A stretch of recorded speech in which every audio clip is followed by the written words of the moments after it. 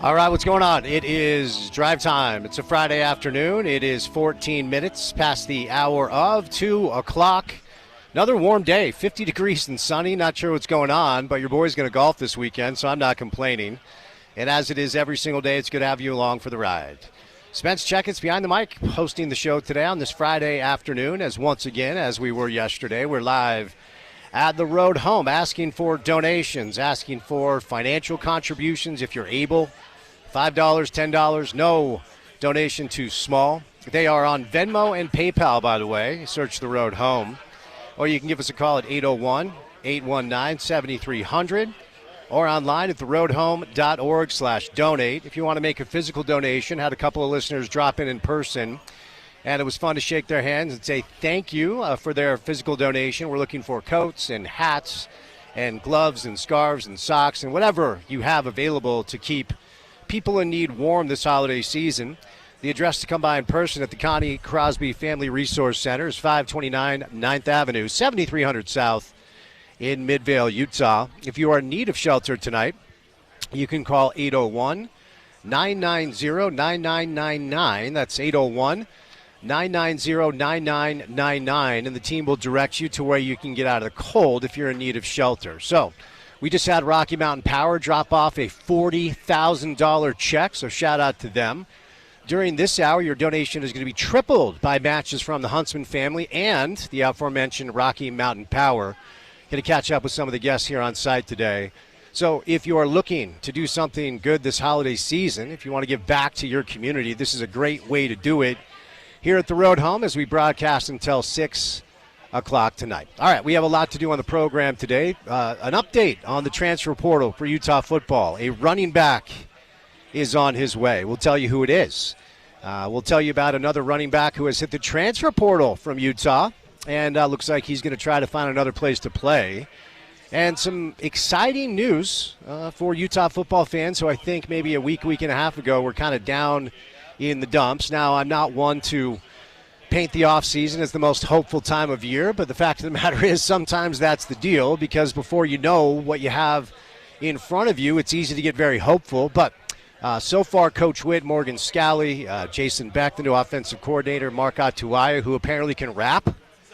I guess we've got a freestyle rap going around from the Utah running backs coach. On paper, they're doing great things. Now, on paper is one thing, executed on the field is another come fall, but we'll tell you about some of these new Utes coming up on the show today, and we'll get you ready for a busy weekend ahead, of course, in college football, CFP round 1, and then, of course, the NFL Week 16 got rolling last night with a little Thursday night football.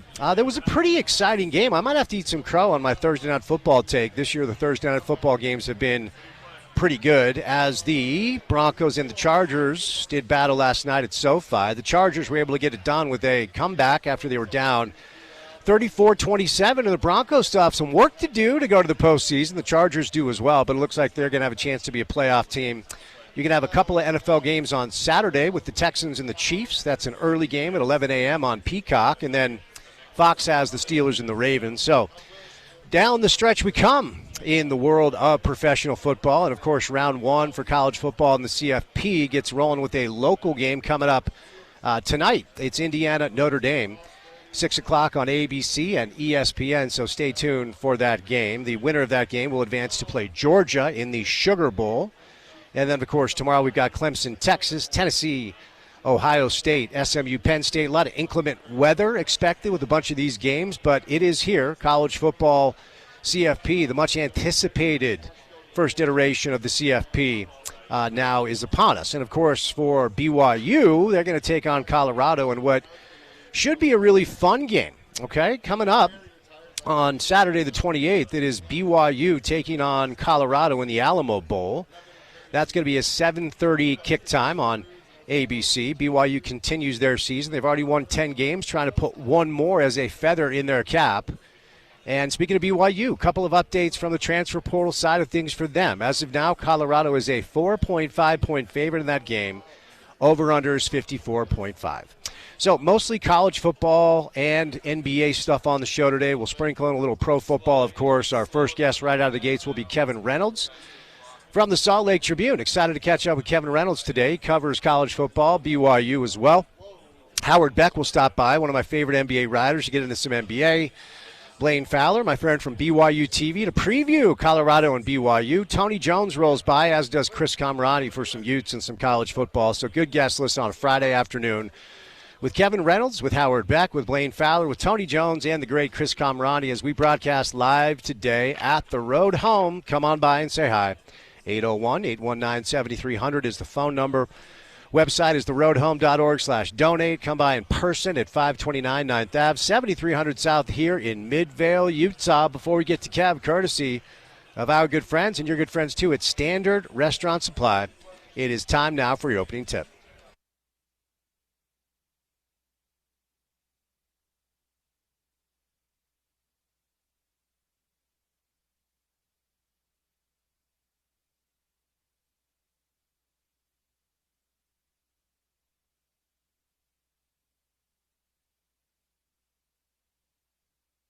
The transfer portal giveth, the transfer portal taketh away. It is that time of year.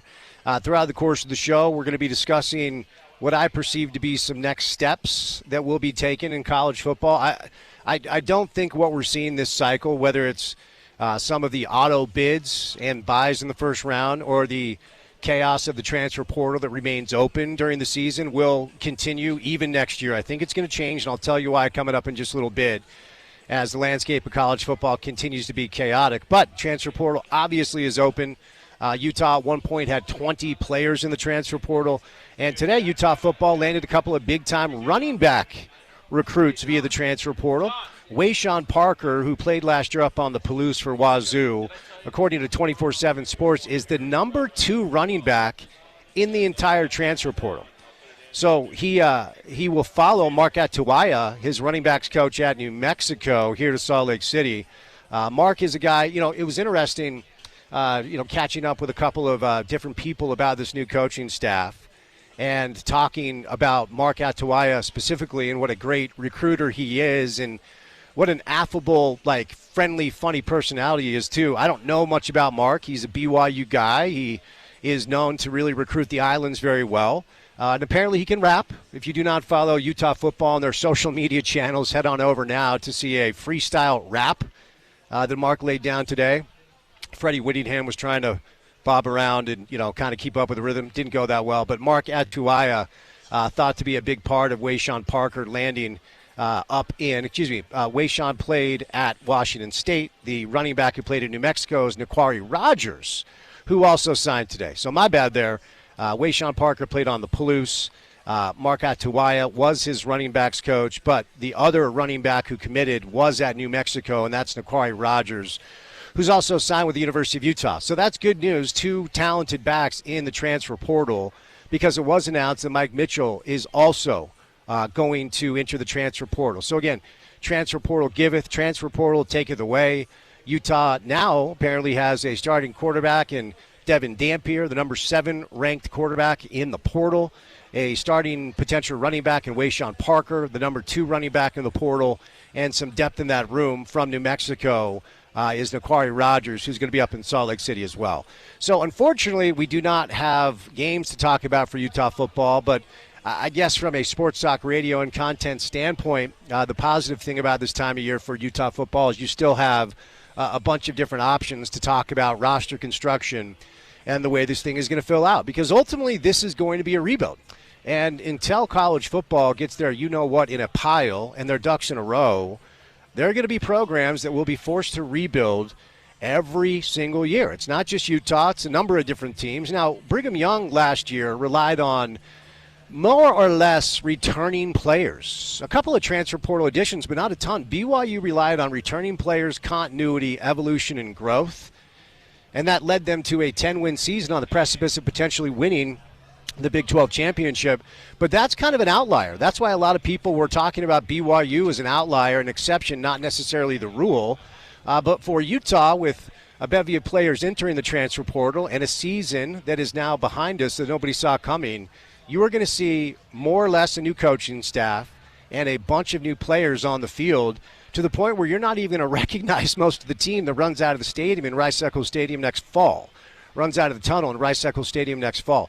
So that is the, ultimately the update as of now as it pertains to the Utah transfer portal situation. We're going to bring more of that to you coming up throughout the course of the show. We will visit with Kevin Reynolds from the Salt Lake Tribune to preview the bowl season coming up with BYU and Colorado in the Alamo Bowl. But we're live today at the Road Home, and Michelle Flynn, the executive director of the Road Home. So the boss. How are you, Michelle? I'm here to support the team. Oh, there you go. Okay, but as the executive director, I would imagine this time is busy for you. Is that fair to say? It's absolutely busy in the best way possible. The best way possible. And I was telling my guy Jake yesterday, this is my 19th year doing this. Oh, wow. And I always look forward to it. Whenever it pops up on my schedule, I'm like, oh, yes, we're going to go do that, because it just gives us a chance to try to do some good for people that need it this time of year. What would you like our listeners to know, Michelle? Yeah, I mean, I look forward to this time of the year, too, because I feel so much support from the community. Our team feels so much support. The people we serve see how much everybody cares,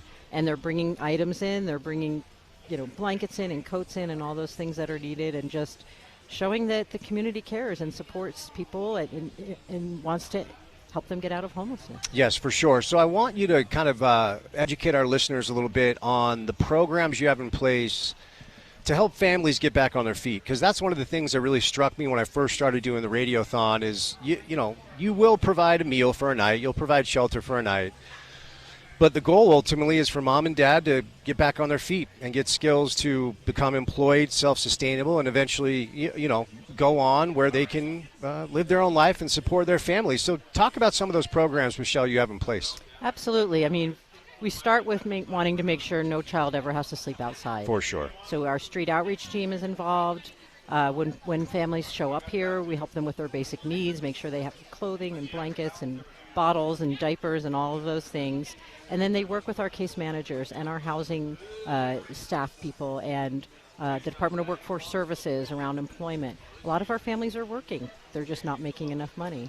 Or one parent's working and the other parent is taking care of the kids. Or there's a single parent who can't work and afford daycare at the same time. Right. So we figure out what their path forward is, what they need to become stable in housing, and make sure we connect them with all those really incredible resources. We have great partners in this city, in this county, and we can bring those things all together to reweave that web of support that the families need, help them get to a place that's going to work for them, near their kids' school, near their job, whatever it might be, and then make sure they have the support around them for the next few months going forward. And it's tough these days. Rents have gone skyrocketed.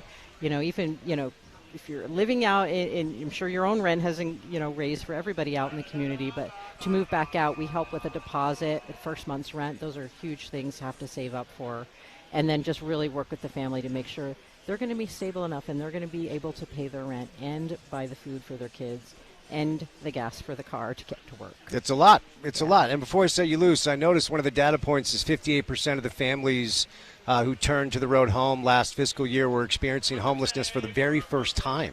Yeah, we've seen a lot of that. What do you most attribute that to? The high cost of rent. I'm asking you to solve the world's issues, Michelle. Yeah. No, that is exactly what we're asking them. Yeah. And many of the families have been living in a rental, and the rent's gone up $200 or even $300 a month. Yeah. And they just can't sustain it. Right. And they try, and then it all falls apart.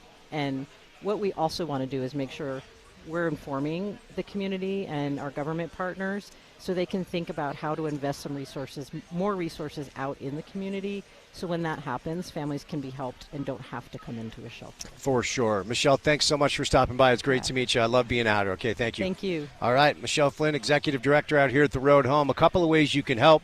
Asking for financial donations. No donation too small, $5, $10, whatever you can do.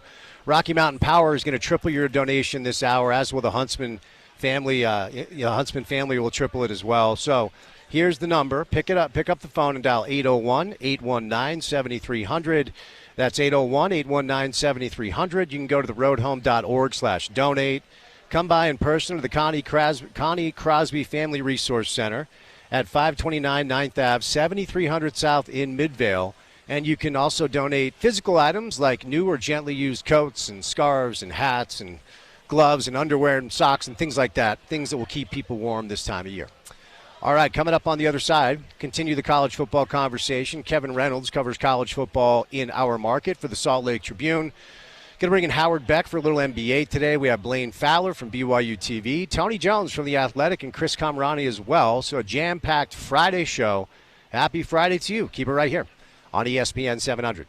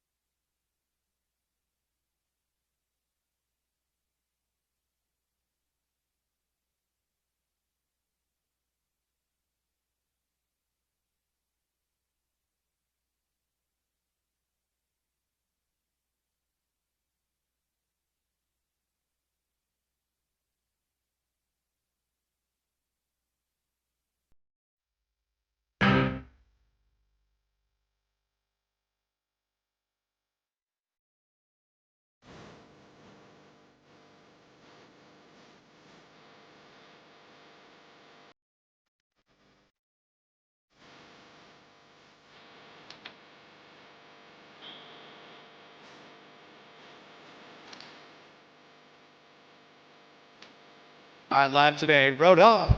Come on by and say hi. Asking for monetary donations. No amount too small. We haven't given this holiday season. They're on Venmo too, by the way. PayPal. That's how you want to roll. Well, for Venmo, so to go home. Check out PayPal as well. You can just give us a call for the donation account at 801-819-7300 or online at theroadofhome.org/donate. If you want to donate new or gently used goods to help keep people warm, namely coats, hats, and gloves, underwear, socks, things like that, you come by in person to the Connie Crosby Family Resource Center at 529 9th Ave, 7300 South in Midvale, Utah. Let's keep the college football conversation and some other things going with our guy Kevin Reynolds from the Salt Lake Tribune. Kev, happy holidays, buddy. How we doing? What's up, Spence? How are you doing? Good, man. Good. And obviously you've been a busy boy, and we'll get to some BYU football, but it's pretty rare that, as a sports writer, you're on a beat that has a historic announcement. And as we've learned after the fact, Kev, A.J. DeBanza committed to Brigham Young maybe weeks ago prior to the announcement made on First Take, where he shocked the world. He shocked Stephen A. Smith. But you've been all over this. What have you been able to ascertain as to what the process was that landed A.J. DeBanza at Brigham Young for 5 months next year, and what kind of player is he for our listeners? Yeah, I mean, this is something that started back in June, really, when Kevin Young was still coaching, back in April, when Kevin Young was still coaching at his NBA job with the Phoenix Suns. He was in the playoffs with, kind of working on scouts and game plans for Anthony Edwards, and he kind of took some time away after Game 1 in Minnesota to fly out to Provo to meet both Ace and Chelsea DeBanza, and they kind of had this kind of impromptu, pretty informal meeting back at BYU, just to kind of lay out the path of, hey, can the number one player in the country even take a unofficial visit to BYU, which he ended up doing in June. But that was kind of the early stages of the recruitment, because at that point in time, too, you look at kind of where he was at. AJ really only took 3 unofficial visits. BYU was one of them. It was pretty unclear kind of where he was going in his recruitment at the time. And I guess the pitch from Kevin Young, as he explained it, as Ace explained it to us, was the idea that BYU is a unique place for sure, as we both know, but it's also, he had the intention of bringing in pretty much an entire NBA staff in terms of his assistants. He was a G League head coach, obviously a ton of experience in the NBA, and that would be a place that maybe could entertain some of the top prospects. And I think it kind of gradually there was more interest on both sides. I think Ace at that point didn't really know much about Utah. We talked to me about that. He was touring the state during that April visit too. He went to Zion National Park. He toured around Salt Lake City and Provo. That was back when AJ was still making his high school decision of whether to come to Utah Prep down in Hurricane, and so they were kind of on this tour around the state. So a very unexpected start to a recruitment for a top prospect, but that's kind of how it all began for BYU in getting this prospect to Provo that I don't think many people thought was possible back in March. So, as far as the type of player he is, Kev, I mean, I know you're not an NBA scout, or maybe you twilight doing that and I just don't know. But I'll just tell you, from my vantage point, I didn't know much about him until the announcement, and I've watched a ton, and he's terrifying as far as how good he is. He feels like a generational prospect. The Cooper Flagg kid at Duke this year is the odds-on favorite to be the number 1 pick. But according to what I've read, AJ, according to most scouts who do this full-time in a way that most of us don't, is thought to be the number 1 prospect over 3 different draft classes. So as far as, what you've been able to uncover, talking to people, watching people, just how legitimate of a player is he, and what are reasonable expectations in only 5 months at BYU, as he himself has announced that he is one and done? Yeah, no, I mean, this is going to be very short. It's going to be a whirlwind. That is definitely the thought process at Provo, is that they're going to get him on campus in the summer and basically have him until the NBA draft, or really whenever BYU season ends in 2025. So it's going to be short. But as far as what you said in terms of the type of player he is, yeah, I mean, we've written about it, and we've heard all kind of the same things, is that this is a prospect right on par kind of with the Cooper Flags of the world at Duke this year. The other part of it, too, is depending on who you ask, it's the comparison of who you most resembles in the NBA. Tracy McGrady is a guy that comes up a lot. Paul George is somebody defensively that Kevin Young kind of sees as a comparison to what AJ can do, kind of at 6'9", has almost a 7-foot wingspan, I believe. And on the defensive side, if he kind of improves a little bit there, Kevin Young says he sees some similarities there. But also the other parts offensively, I talking with AJ over the last few months, really talking several times, and he talks consistently about how he needs to improve a little bit in terms of three-point shooting. He's not a bad three-point shooter now, but just a lot opens up. I think if he becomes a better three-point shooter, a lot more opens up in terms of driving and attacking the rim and distributing. And the one interesting comparison that Kevin Young talked about when he was kind of evaluating where he's at and what he needs to improve on is the passing ability that he's kind of shown over the last few years, kind of as he's gotten better, as he's gotten more, mature in his basketball game. He said it kind of reminds him a little bit of LeBron James. Now, obviously, that's a very massive comparison, and I don't think he's comparing him overall to LeBron James. But the other person maybe compared to is a current BYU player, Yegor Demon, who is kind of the projected lottery pick from BYU this year, who came over from Russia, and we really haven't seen a ton of him either. But I think his team is a mix of a lot of those guys, and we'll see what he actually becomes once he gets to BYU. So as far, Kev, as what landed him down in Provo, there have been a bunch of different reports. And look, the modern day and age of college basketball, college athletics, means that money's going to be involved, okay? And no one's mad at, well, some people are mad at that, but nobody should begrudge these athletes to go get what they can. I mean, that's the name of the game, and I get it. So the reports are $5 to $7 million. The reports are Ryan Smith, the Jazz owner, was involved. Ryan sent out a tweet saying that he didn't pay AJ any money. Sorry if that's not convincing enough for me, just me personally, but that's just me. And then what has to be brought into play is, as you kind of referenced, Kevin Young, a decade in pro basketball. He has 2 assistants that were G League head coaches, strength and conditioning coaches from the NBA. His nutritionist, she was with the Suns. And AJ and his father talked about that as a key cog as far as why he committed to play at Brigham Young. But what have you been able to uncover? Is this NIL deal, $7 million for 5 months of basketball, real? How much of it was Kevin and his staff? And what was the involvement, if any, of Ryan Smith? Yeah, no, I mean, it's kind of a tough question to unpack all in one, but I guess I'll start with this. Is we reported this as part of the process.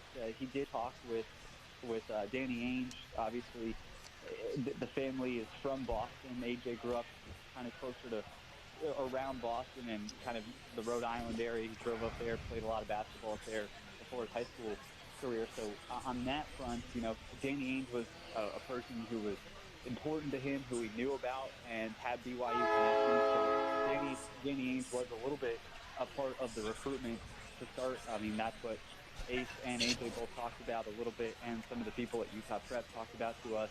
And then the other part is, people at Utah Prep also said that Ryan Smith had some involvement, at least a little bit in the early stages of meeting Ace and some of the Bonzos, right, as they kind of learned what BYU was. So on that level, we do know that at least at that stage of the recruitment, that they were familiar with the Smiths and they were familiar with Ryan.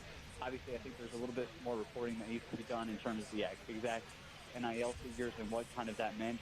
But the other part that was interesting to me is kind of when it got down to the last 5 schools, the ones who were really in consideration down the stretches, they were all kind of in the same ballpark NIL-wise, and it wasn't going to be like if AJ picked BYU or he picked Alabama or he picked Kansas State, there was going to be a massive discrepancy into what the final NIL figure was going to be. And Kevin Young said that he kind of said that the day that he signed, or at least the day that he committed on First Take, that he felt clear with the NIL offer and that the final decision would come basically between those four schools, it's going to come down to a basketball decision at that point because they were all pretty equal in terms of what the final offer would be. You know, the excuse me, the wild thing, Kev, is that it's not just AJ next year, AJ DeBance. It's also Xavion Staten, who's a four-star kid from Vegas, then Chamberlain Burgess, who's a local kid, of course, with BYU ties. So that's the number 7 class in the country as of now, with only 3 signees. Have you been able to dig in at all on either Xavion Staten and Chamberlain Burgess as far as the type of players they are? Yeah, I mean, Staten is at least known as kind of this very elite rim protector, one of the best rim protectors in the country out of that class, and it adds a little bit more to the front court. And I think that's important because when you look at what BYU has right now, it's really just the length across the board of what possibly could be a lineup next year for 2025. If you look at Checketts, who a lot of Utah fans are obviously familiar with, and then the ability to kind of have a pick and roll with AJ there, and then you add kind of a young guy for sure, but then, you know, kind of an elite rim protector to go along with that in the front court, and then you still have coming back likely at this point Richie Saunders or Dallin Hall, who would be your 4-year guys, kind of your senior leadership on the team to kind of pair with him. So one of the things that I think Kevin Young has probably done a good job with, and I know it's early, is been having this pretty good, healthy mix of a roster between guys who have been at BYU for a while, guys who are younger but, you know, probably had the highest upside in talent. I mean, you even look at this year's roster. I think you kind of pair Yegor, Demin, and you also have Cannon Catchings, 2 of the really young first-year guys who are seen as NBA draft picks, and then you kind of have around them a lot of guys who have been in college, and I think and played at a high level in the past, and I think that'll be the same thing next year because you're right. I don't think it is just Sabonza in this class, but it can be you know, Sam and Chamberlain Burgess, and you kind of keep going down the list. Paired with Checketts, Dallin Hall, Richie Saunders, and you know, a couple more guys.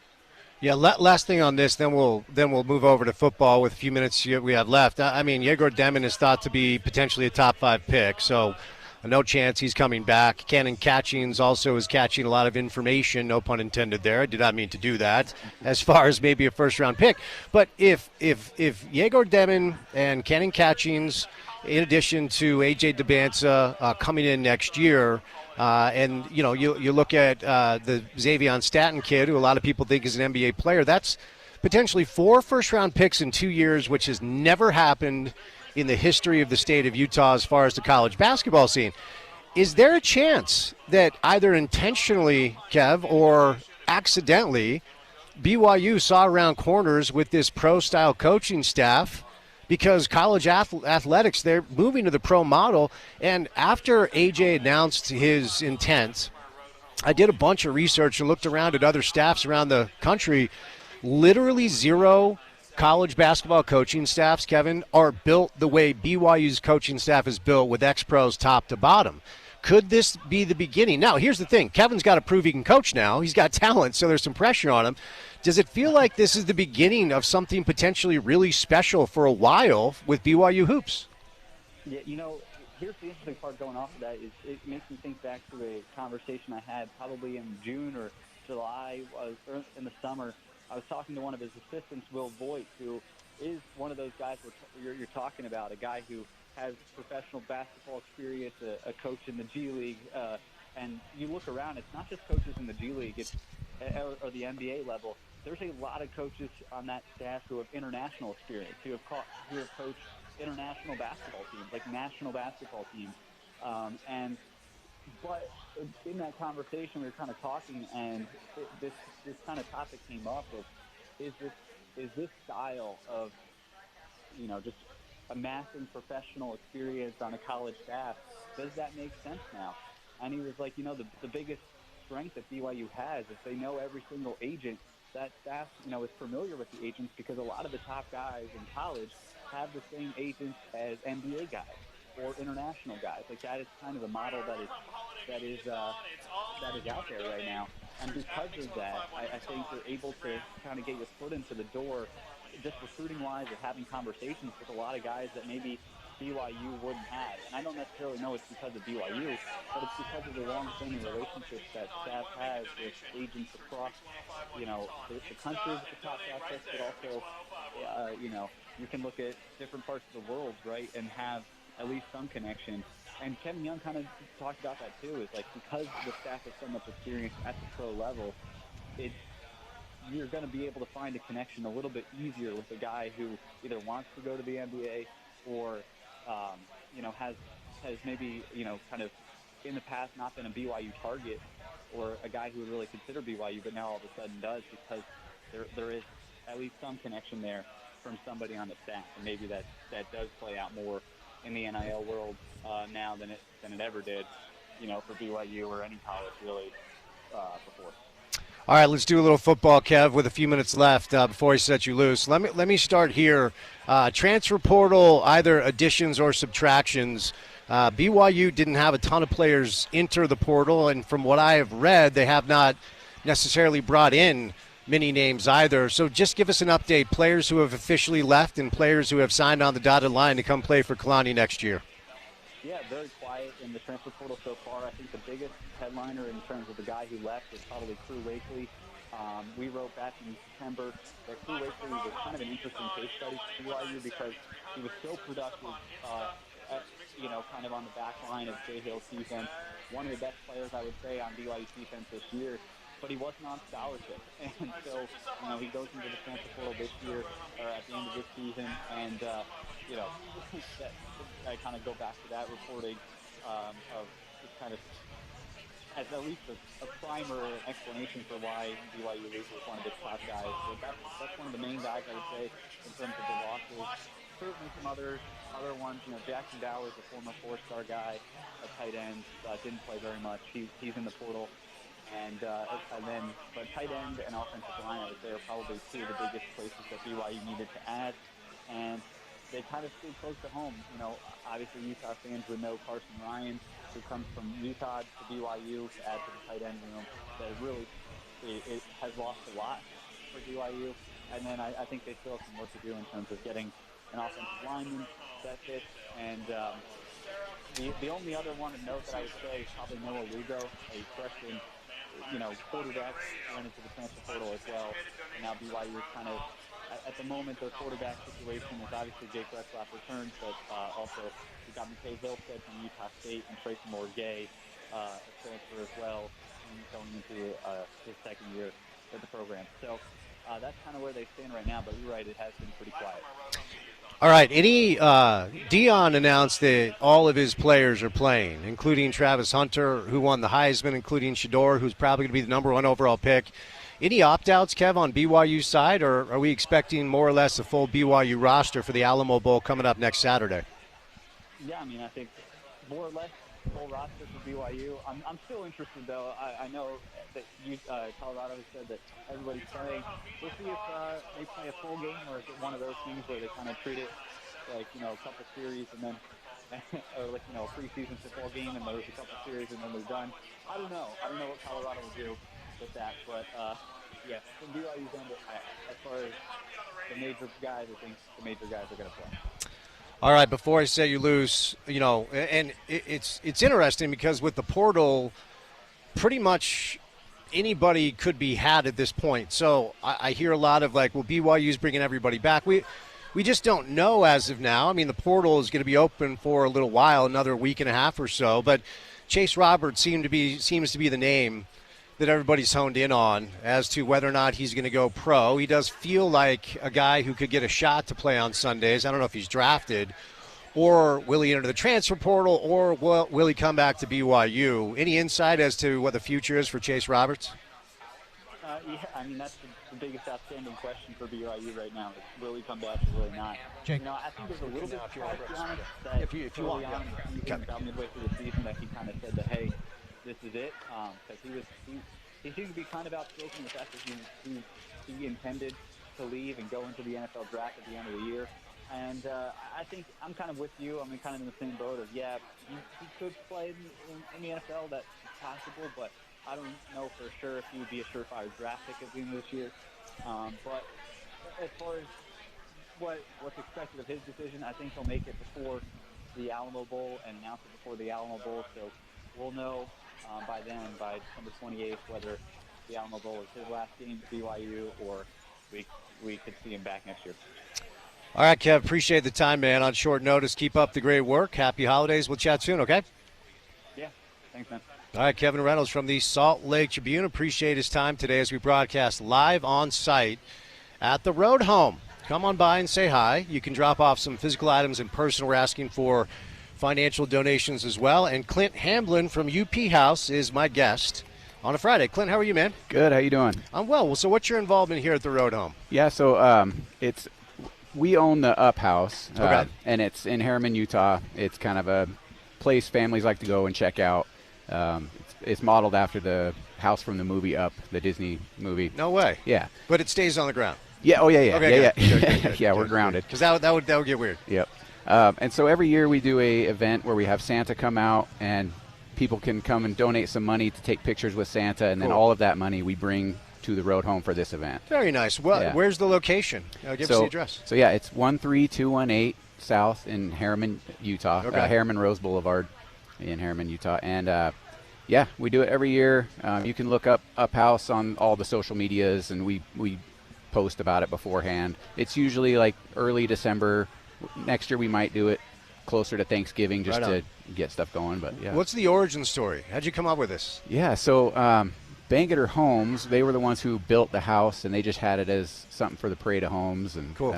We saw it, and we were in the market for a house, and it was kind of right up our alley. We're Disney dorks, and we were like, yeah, let's check it out. Right on. And everything just came together. So before you say you lose, this is my 19th year doing the Radiothon, so I always love coming out here to try to give back. What do you want our listeners to know about what we're doing here at the Road Home? Oh, it's super important. For a lot of us that are listening or that just are blessed to have things this time of year, it's just a good reminder to know there are others out there who may not be as fortunate, and we can do what we can do to help them out. And that's what we want to do. We want to take the quote-unquote fame of our house and try to do something where we can give back. Yeah.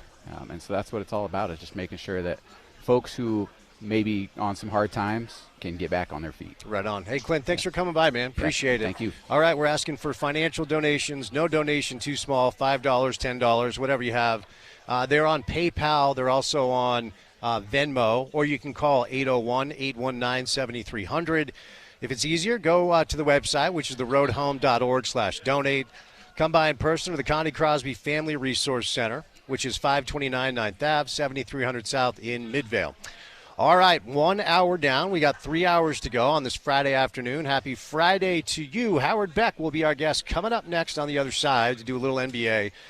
Back to Utah football later on with Chris Camerani. 2 new running backs in the fold for the Utes. We'll tell you who that is and maybe some targets that are looking at a little bit later on a Friday drive. But Howard joins us coming up next right here on ESPN 700.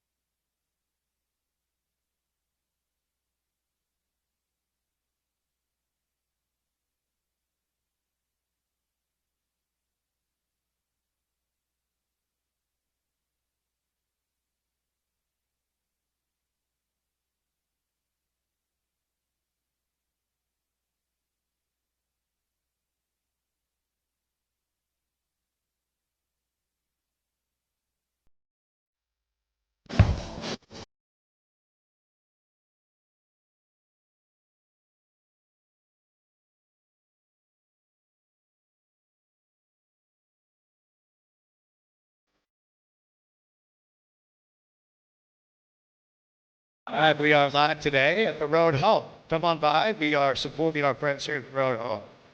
As we do every holiday season, we are supporting those in need. Family homelessness has risen dramatically. 58% of the families in charge of the Road Home last year were experiencing homelessness for the first time. So we're asking for financial donations, no donation too small, $5, $10, whatever you have. 801-819-7300. They're also on Venmo. They're also on PayPal. You can come by in person at 529 9th Ave, 7300 South in Midvale, Utah, or online at theroadhome.org/donate. Got Blaine Fowler stopping by, Tony Jones, Chris Camerani too. So we've got a busy show, but we'll do a little NBA with our guy, Howard Beck, on a Friday afternoon. Howard, happy Friday, happy holidays, man. How we doing? Spence, happy holidays to you as well. Appreciate you guys bringing me into the National, Blood Buzz, Ohio. That might be my favorite national song. So wow. Good call. Look at that. Okay, that was just a blind guess by me. I figured you liked the National, but I did not know that was your favorite song. So I'm glad I knocked that one out of the park. All right, Howard. You know, I know you don't love the conversation about NBA ratings. Let me say that right out of the gates, and I don't love it either, but you sent me a piece that also our buddy Andy Larson from the Tribune sent along as well. So just in fairness, to put a little context on it, I thought the Sports Media Watch piece did a really good job of kind of digging underneath the surface, I should say, to explain exactly why ratings are down with not just pro basketball, but linear ratings down with pretty much all sports. So I have given my take on this a couple of different times, so I just wanted to open up the space because we had this conversation a week ago to kind of revisit it and put the proper context around it. What were your main takeaways from the Sports Media Watch piece?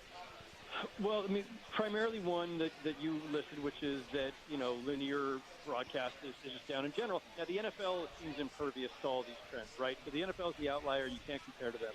But hockey and college basketball, college football, some other sports that I think Sports Media Watch listed in its piece, which I encourage everybody to go look at on sportsmediawatch.com. But that's the broader context. So there's a lot that's down. And we've been grappling with these dynamics for the last 5 to 10 years, ever since cord cutting really became a thing and streaming came in and people started watching NBA games or anything for that matter in so many different ways. And the media ecosystem is really just, you know, so many different factions of it and so many different ways people get their entertainment.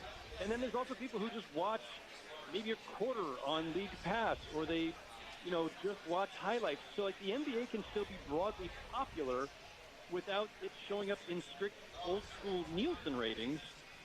And that's not to wash it away or make excuses or say that the NBA doesn't have some issues to grapple with. It's just to say that there's a lot more context to this.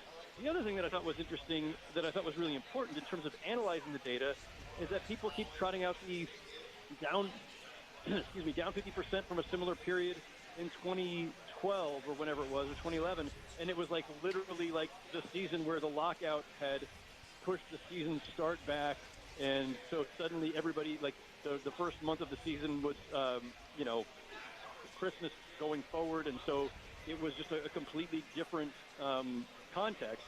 So there's some context stuff with ratings when people are trying to make these comparisons that don't work in a vacuum. And we're just in a different world now in 2024 than we were in 2012. So anyway, I do think that the NBA has some things to deal with. I don't think that it's a crisis. Yeah, and certainly, I mean, and we can just move away from it because there's so many things to talk about with this conversation, but it has been discussed ad nauseum. But one thing I will ask you is, do you feel like the product is suffering? Do you feel like the game is different? Do you feel like, because one of the things I keep hearing, like the common threads, if I read a piece or listen to a pod or whatever, is a lot of people do seem to believe that the game itself is different and, quite frankly, worse than it was once upon a time. Is there anything there, in your opinion? No, I actually don't. And I will defend the game and the league on this count. The quality of play, the caliber, the skill level across the league has never been higher. Yep. Now, if you don't like things stylistically, with the three-point shot being so prevalent, if you don't like certain aspects of the game today, that's a taste thing. But for every person who doesn't like the proliferation of the three-point shot and the disappearance of post play, there's a whole bunch of other people who really love the pace of this game and the skill level and the movement. Because if you go back to what people start looking at as somehow this golden age, a lot of the basketball in the 90s was brutal to watch because of the physicality, the over-physicality, and this plodding half-court play and scores in the 60s and 70s, and that bled into the 2000s. All of this before the NBA changed up the hand-checking rules and changed up the illegal defense rules in the early 2000s. The game was in a really bad place. Like it was dreadful, and it was 8 guys standing on one side of the court on the weak side, and one guy trying to take his man off the dribble on the other side because of the old illegal defense rules. You could just drag the entire defense to one side of the court and go ISO. It was awful. So the idea that somehow, too many three-pointers and all this has made the game unwatchable, folks, like, go back and pull up some highlights from the 90s and 2000s. Look at the scores. Look at the style of play. It wasn't exactly the most aesthetically pleasing game. Okay, one more thing, because I will offer this, and this is me personally coming at it from my prism, and, you know, I have a feeling you are going to scold me and put me in the corner here, Howard, but this is going to be your 90s Knicks upbringing coming into play, I believe. Well said. And also, you know, a Utah Jazz team that I grew up with John and Carl, who played hard every night and showed up to play every night. I do feel, and I watch, okay, this is not coming from a place where I'm a highlight guy. I watch games. I watch games almost every single night. And in my opinion, the effort level every night isn't there the way that it used to be once upon a time. Now, I also don't want to be the old guy that's complaining about a sport and a league that I love, based off of what it was once upon a time, because things change, things evolve, mainly guaranteed contracts and guaranteed money, where once upon a time, believe it or not, players did have to play for paychecks. They needed to be paid twice a month. And now a lot of these guys could never work again, and they'd be just fine. And I'm sure if I had a $70 million guarantee this year, I'd make fart noises into my mic, you know, for 4 hours sometimes if I didn't feel like working. But I will offer that at times it feels like the effort level isn't there every night, and it does feel a little all-star game-ish at times. And if you don't care, I don't care. I feel like I've heard a version of that in almost every era that I've been covering the league, right? So my time covering the league starts in '97, so that's 28 seasons now that I'm in the 28th year, and I feel like this is a periodic complaint, and salaries were much less in the late 90s when I first started covering the league than they are now. So on the one hand, I feel like this is something that always comes up, and I think there's always a spread in the NBA. Among the 450 players, there are some guys who absolutely live and die with the game, who are passionate, who live and breathe basketball, and that's all they care about, and they want to win badly every night, and they always bring it. And then there's a spectrum that goes down from there, and yes, there's always a certain number of guys who are there just because they were good enough to make it, and they like the money and the lifestyle, and the wins and losses, who cares? I just, you know, it's a living. I think that's some version of that's always been present, and I don't know that it's any more prevalent now than it was before. But to your point, I do think the money is so off the charts now that probably psychologically it makes sense that it would be harder to maintain the same level of intensity or dedication. But, like, that hasn't stopped. Like, Steph Curry, you can never accuse Steph Curry of not trying, or LeBron James of not trying, or Kevin Durant of not trying. And for all that Kawhi Leonard's been hurt and out, when Kawhi Leonard plays, he plays his butt off. Now, there are some other guys I think fall more into the category you're talking about, but I don't know that it's any more prevalent than it used to be. I worry more when it's things like the All-Star game, right? Like, the reason we keep tweaking it, and we got the new, you know, format announced this week, they keep tweaking it because I do think that's a place where the players' fame and wealth does come into play. They don't feel any obligation to play hard in that game the way their predecessors did, because the league's in a great place. It just signed a TV deal worth tens of billions of dollars. The players are all making half of that collectively, and I don't know that they feel the same obligation to play hard in an all-star game, or the stars decide to be in the dunk contest the way that they used to. Instead, we get, end of bench guys. I do think it's having an impact on some of those things. I don't think I've ever asked you this, because one of the takes that I've heard a lot from people who, do believe that maybe the league needs to look at some things is shortening the regular season. Are you a proponent of that? I've never had a real strong feeling about that one. I think that there's definitely a case to be made for it. I do think scarcity has value to it, that if you had fewer games, they would all take on that much more importance, and they would feel weightier. And when they feel weightier, just like in football, every game then has a definable stake to it. And I think that there's something to that. Whether that would help with all the load management and injury issues, I don't know. There's a case that, you play 66 games instead of 82, we'll just ratchet it down. And the guys who were only playing 60 out of 82 will now play 40 out of 66. I don't know. I don't know how that ends up actually playing out in reality. I just know that the league has been really resistant to the idea of shortening the season because everything is tied to that, and not just the history of the game and stats and records, but the actual revenue. And, you'd like to think you could offset the loss of revenue of the games by just charging more for the games you do play because there are fewer of them. But I don't know if that math actually works. I don't know if it's as easy as that. But there's a case. Well, and you reference revenue streams, and one of the things that certainly people probably don't care about, but also probably don't know about, is the international revenue streams that the NBA has that pro football doesn't. I think kind of allows them to not turn a blind eye on maybe lack of consistent interest domestically, but there's a reason when Daryl Morey tweeted out what he did, everybody froze. And I tried to get information from a lot of NBA execs during that time, and I actually had a couple of conversations, but people were terrified to even utter the phrase, China or whatever. But according to Sports Business Journal, the number one sport in the world is soccer, and the number two sport in the world is basketball.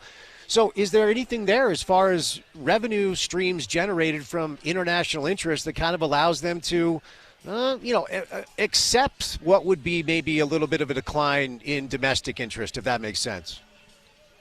I get it, but I don't think so. That would suggest that they think that U.S. interest or North American interest is somehow expendable as long as they've got this kind of safety net of international revenue. I don't think it quite works that way, and I think that to the point of this whole China debacle, there's a reason that despite all the morality conflict that they are there anyway, and there's a reason that losing that revenue, it just shows you how volatile those relationships can be. The base is the U.S.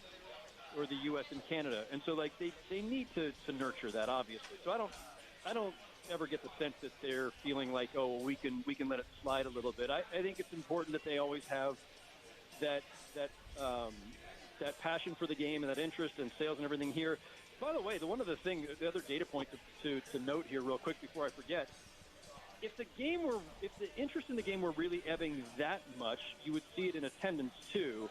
And while I'm sure there's always a handful of teams that just aren't that interesting and so they don't draw, or they're in smaller markets or whatever, but the NBA keeps ascending attendance records year after year, and so that's a lower number, right?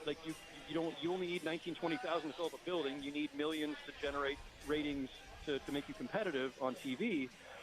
But I think if attendance started to crater, that's when they would really start to panic, because that would indicate that interest is gone, or interest is ebbing. And again, it's the same thing with the social media stuff. They do bonkers social media traffic, and that doesn't draw as much revenue, and it doesn't show up in Nielsen ratings. But it is an indicator that the interest remains very, very high. All right, moving off of it, and I do want to talk a little NBA Cup. Okay, so we saw the final in Vegas. Giannis and the Bucks win the year after LeBron and the Lakers win, and that's not nothing. Two of your biggest, brightest stars, NBA Cup champs. Here's my beef with it, though, Howard.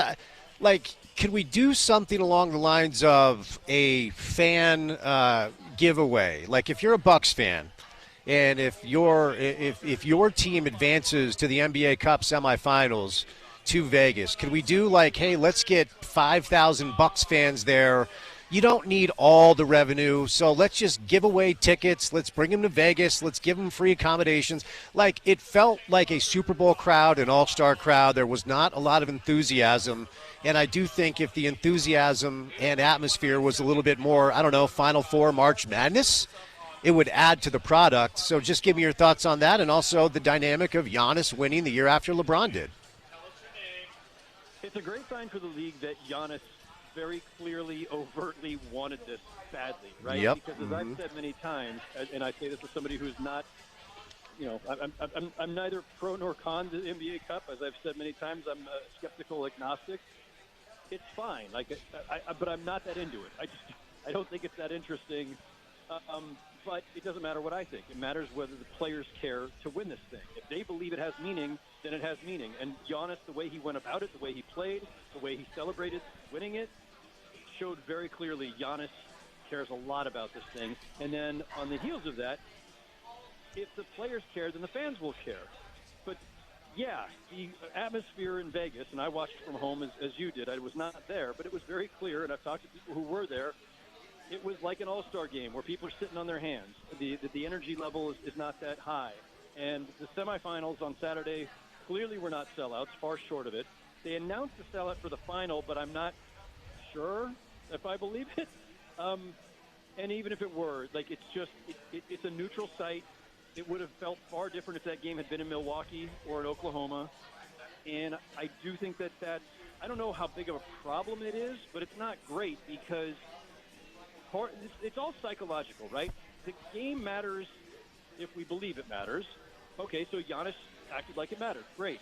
But if you don't have that roar of the crowd, if they're not reacting to every deep three or every incredible dunk or a guy breaking another guy's ankles, it doesn't feel as intense because you don't have the crowd to back it up. It was almost like watching some of the bubble games during COVID or post-COVID when they were only allowing, like, arenas to be half full. And you miss something when you don't have that immediate crowd reaction. It makes it feel a little less important. And so I don't know how they fix that. I don't know, like, trying to do this in home markets is hard because you can't just tell arenas to block off all these games across the league. Yeah. Because you don't know who's going to be in it. It's hard. It's a puzzle.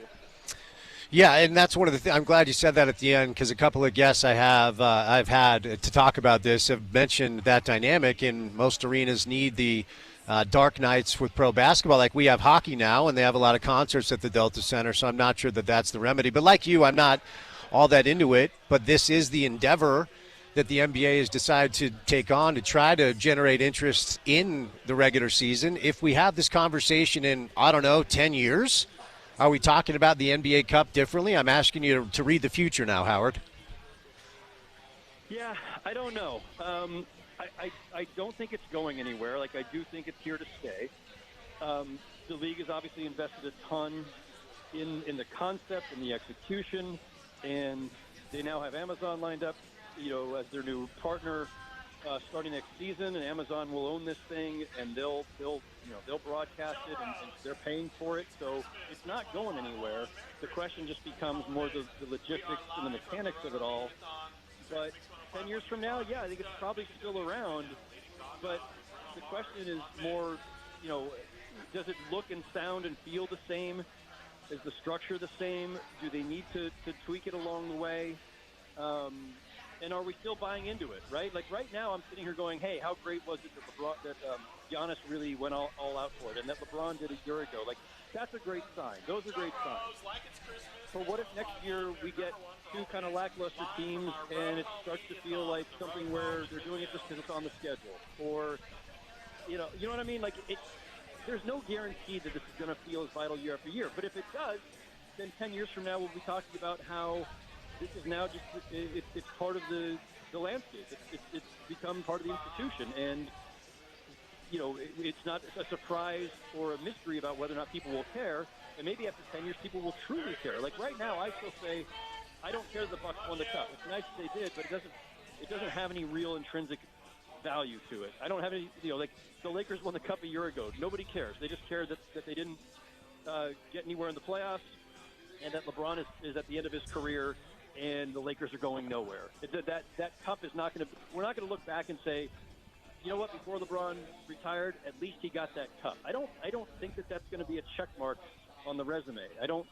But maybe 10 years from now the discussion's different, and I've changed my mind. Yeah, only time will tell. All right, so, when it comes to this time of year, the deadline has come and gone, where I think it's 87% of the league can now be traded, and so you hear a bunch of rumors about players that – and there have been a couple of deals done. Dennis Schroeder goes to the Warriors. But if Jimmy Butler is traded, Howard, that is a guy and a player that could change things. So what are you hearing as of now with the potential of the Heat trading Jimmy Butler, and what do you think is I guess the way I'll ask it is the destination, if it happened, that could actually change the landscape of how this year goes? There are any number of teams that if he ends up there, it's going to change the landscape, right? Yeah. Forget for a moment that the Warriors looked like they forgot how to play basketball last night and absolutely just got their doors blown off. But, a couple weeks ago when the Warriors were within the top 2 or 3 in the West, you could argue that they were one Jimmy Butler away maybe from being an actual contender. And I tend to think that that's still the case. I don't think that they're as cooked as they looked last night. But I think last night underscores just how badly they need another all-star caliber player there.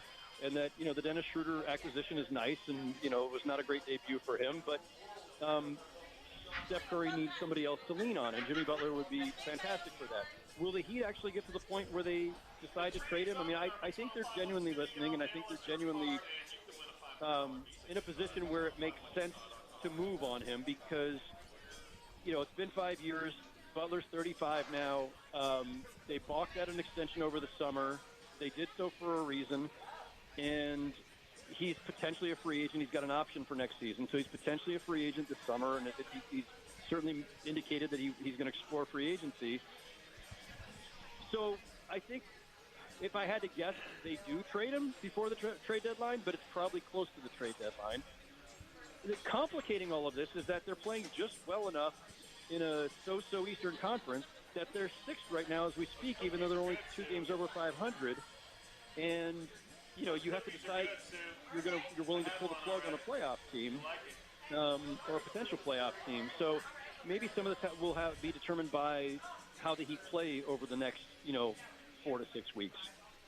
All right, Howard, before I set you loose, I'm contractually obligated to ask you a question about the Jazz. Okay, so here's what I will ask you. It's time to just simply acknowledge, at least in my opinion, and the data says it as well, that John Collins has played his best basketball of his NBA career during this start of the season for the Jazz. And he played well enough in Atlanta to get paid, but, 50, 40, 90, it's a real thing. He's 18 points, he's 9 boards, he's a couple of assists. So it's only good news because now the Jazz have a situation where they could potentially move him because he's been showcased, or at the age of 27, he's around for the long haul. Is it real? Is what we've seen real? Or is it Sharif Abdul-Rahim with the Grizzlies 20-12 for a team that wins 15 games? Like, would there be interest in him on the open market, or maybe the Jazz found a surprise piece to the puzzle? I love the Sharif reference. It's hard. It's hard. Like, I don't know. I honestly, if I got 5 scouts on the line right now, I don't even know what they would tell me about how real it is, how tangible it is, whether it contributes to winning. It's so hard to assess sometimes a player like him that can put up numbers. We saw it in Atlanta. We're seeing it again now. He's obviously a very good and skilled player, and he's right in his prime. He does have a player option for next season at $26.5 million. That's not unmovable, but it's big enough that it could be semi-challenging. Is there a good fit for him somewhere? I haven't really looked around the league to see, is there somebody who's a John Collins away who could really use him? Maybe. I mean, I have no doubt that they'll be exploring that.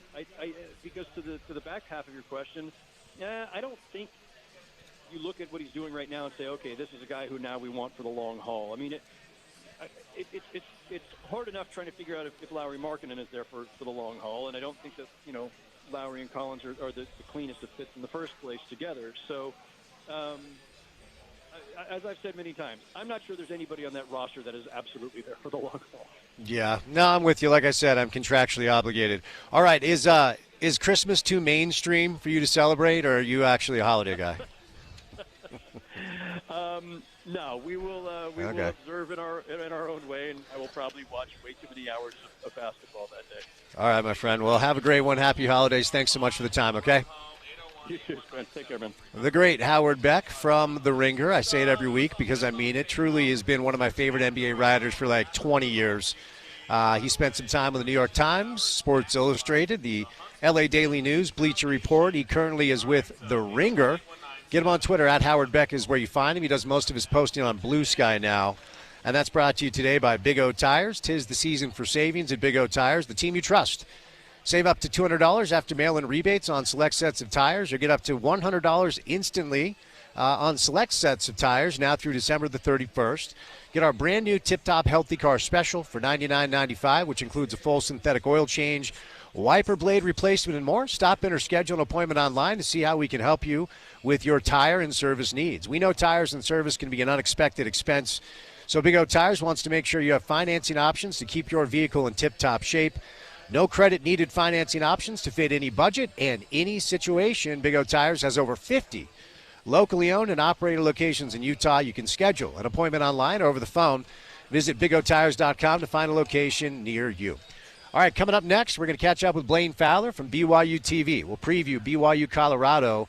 University of Utah picked up a couple of running backs in the transfer portal today. We'll tell you who that is and who they are, I should say. Tony Jones, Chris Camerani later on, live at the road home. Busy. Keep it right here on a Friday on ESPN 700.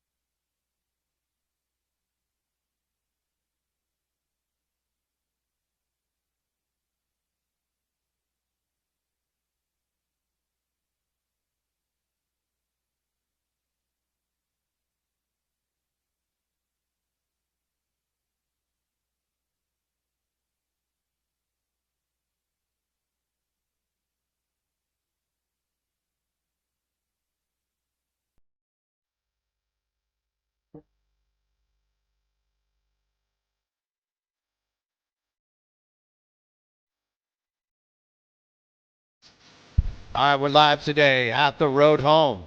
Come on by and donate any physical items like coats and hats and gloves and socks, anything that can keep people warm this holiday season. 529 9th Ave, 7300 South at Midvale. And you can donate via phone 801-819-7300 or online at theroadhome.org/donate. No donation too small. Whatever you have to give this holiday season, trying to do some good out here. Our next guest, good enough to join us from time to time, one of my favorites, fellow Northeast boy, Blaine Fowler, BYU TV on a Friday afternoon. Blaine, happy Friday, sir. How are you? I'm doing good. How's it going, Spence?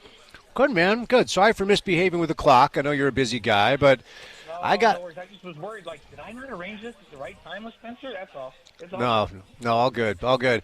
I'll tell you what, Blaine, if you would have told me that not just the number one recruit in high school, but the number one NBA prospect, according to what I've read over the course of 3 classes, one class which includes Cooper Flagg, in A.J. DeBanza, was going to play his college basketball at BYU just a few months ago, I would have told you were nuts, but here we are. Here we are, Blaine. What are your thoughts on how this process went down and what kind of player BYU fans are in for when they watch him next year? Well, did you see a 360 dunk? Was it last night or the night before? Yeah. I'm watching all of it now, man. I'm watching all of it, yeah. It's crazy. No, he is. You keep hearing the term that NBA folks and college coaches are using, and the term they're using is generational player, right? So you can't say he's LeBron James or Kobe Bryant yet because there's a lot that has to happen. But when you look at him at the same age, that's the kind of skill set and talent we're talking about, and that's not that's not overhyping him right now. Now those guys, work ethic and taking the talent to 100 times what they were at that age is what makes them some of the greatest players of all time. But those are the types of talent that you're going to compare him to out of high school. It's crazy to even think that he's coming to BYU. Like I couldn't fathom until a few weeks ago. Then I started to hear, kind of what his thought process was. He was very well guided by his parents. You'll notice that he didn't hire an agent. They just hired a financial advisor to do some things. And they made it a very, very big family decision. Both his mom and dad were very, very involved in what he was going to do. And they did a ton of research. And when you listen to the people behind the scenes talk about what they were worried about, what they were looking for, then all of a sudden you thought, you know what, BYU might have a chance on this thing. Especially with Kevin Young there and what he brings with the staff that he brought in. And I'm not just talking about the coaching staff, who have a bunch of NBA and D-League and international experience, but I'm talking about their nutrition specialists, their strength and training people. They all have NBA experience. They've all worked with lottery picks. They've all developed great players. They all have ties to guys like Devin Booker and Kevin Durant and Chris Paul. Those guys still look to them for guidance and come and work out with them in the offseason. And believe me, those guys weighed in. When AJ's dad reached out, those guys returned calls and said, yeah, I would go this staff, and Kevin Young in particular, if I knew I was a one-and-done player with his kind of talent, I would go to those guys to be developed. And so there was a lot going for BYU when you heard about what his family was doing and what was important to them. And it wasn't, hey, who's going to be the highest bidder out here? Who can get the most money with? Once BYU was able to kind of be in the ballgame on that and all things equal, and by the way, the family itself said, here's what we're looking for, and we're capping it. And we know we can get more money than that, but we don't care about more money. We want the money to be all equal. And now we want to know who's going to develop him and who's going to get him ready to play as a first-round pick next year and possibly the number 1 pick. And BYU won out. It's just crazy to me, Spence. It's really quite remarkable, and you add Xavier Stanton and Chamberlain Burgess. That's the number 7 class in the country next year, and then Yegor Demon, thought to be a top 5 pick. Cannon Katchian's probably a first-round pick. If everyone stays healthy and all goes to plan, Blaine, that's 4 first-round picks, maybe 3 lottery picks in 2 years, which has never happened in the state of Utah on the college basketball scene. So you kind of alluded to it, and I'm curious from your seat, what is the role of Ryan Smith and Danny Ainge in this entire thing? I think they help be a door opener. I don't think that Ryan is putting as much money into this as people think he is. I think Ryan's a presence, right? And when people come to talk to BYU, he's present, he's there. Danny Ainge is present, he's there. But a guy like AJ has deals that are in place, and weren't dependent necessarily on which school he went to, with places like Red Bull and Nike, and so a lot of the dollars that we're talking about are NIL dollars that are big international sponsors, not just local guys throwing some dollars in there. You know what I mean? It's a whole different story than what we're used to talking about with football recruits and regular old basketball recruits, right? It's a completely different deal. Where these football, we're looking to local car dealers, and we're looking to local businesses and locally based businesses to help fund these NIL consortiums to help get dollars to these players and have them do things. Somebody like AJ, he's on the national team. He's got national dollars coming and saying, hey, when you go there, we want to be part of you, and we want to be part of you in the future. So that's, everybody thinks that Ryan Smith just ponying up a bunch of dollars, and he had a lot. His influence was definitely there. I think that Danny's influence is definitely there. But I think people are way overstating his financial interest in all of this, because there were plenty of people willing to step up to the plate and help with the dollars to make things balanced for AJ.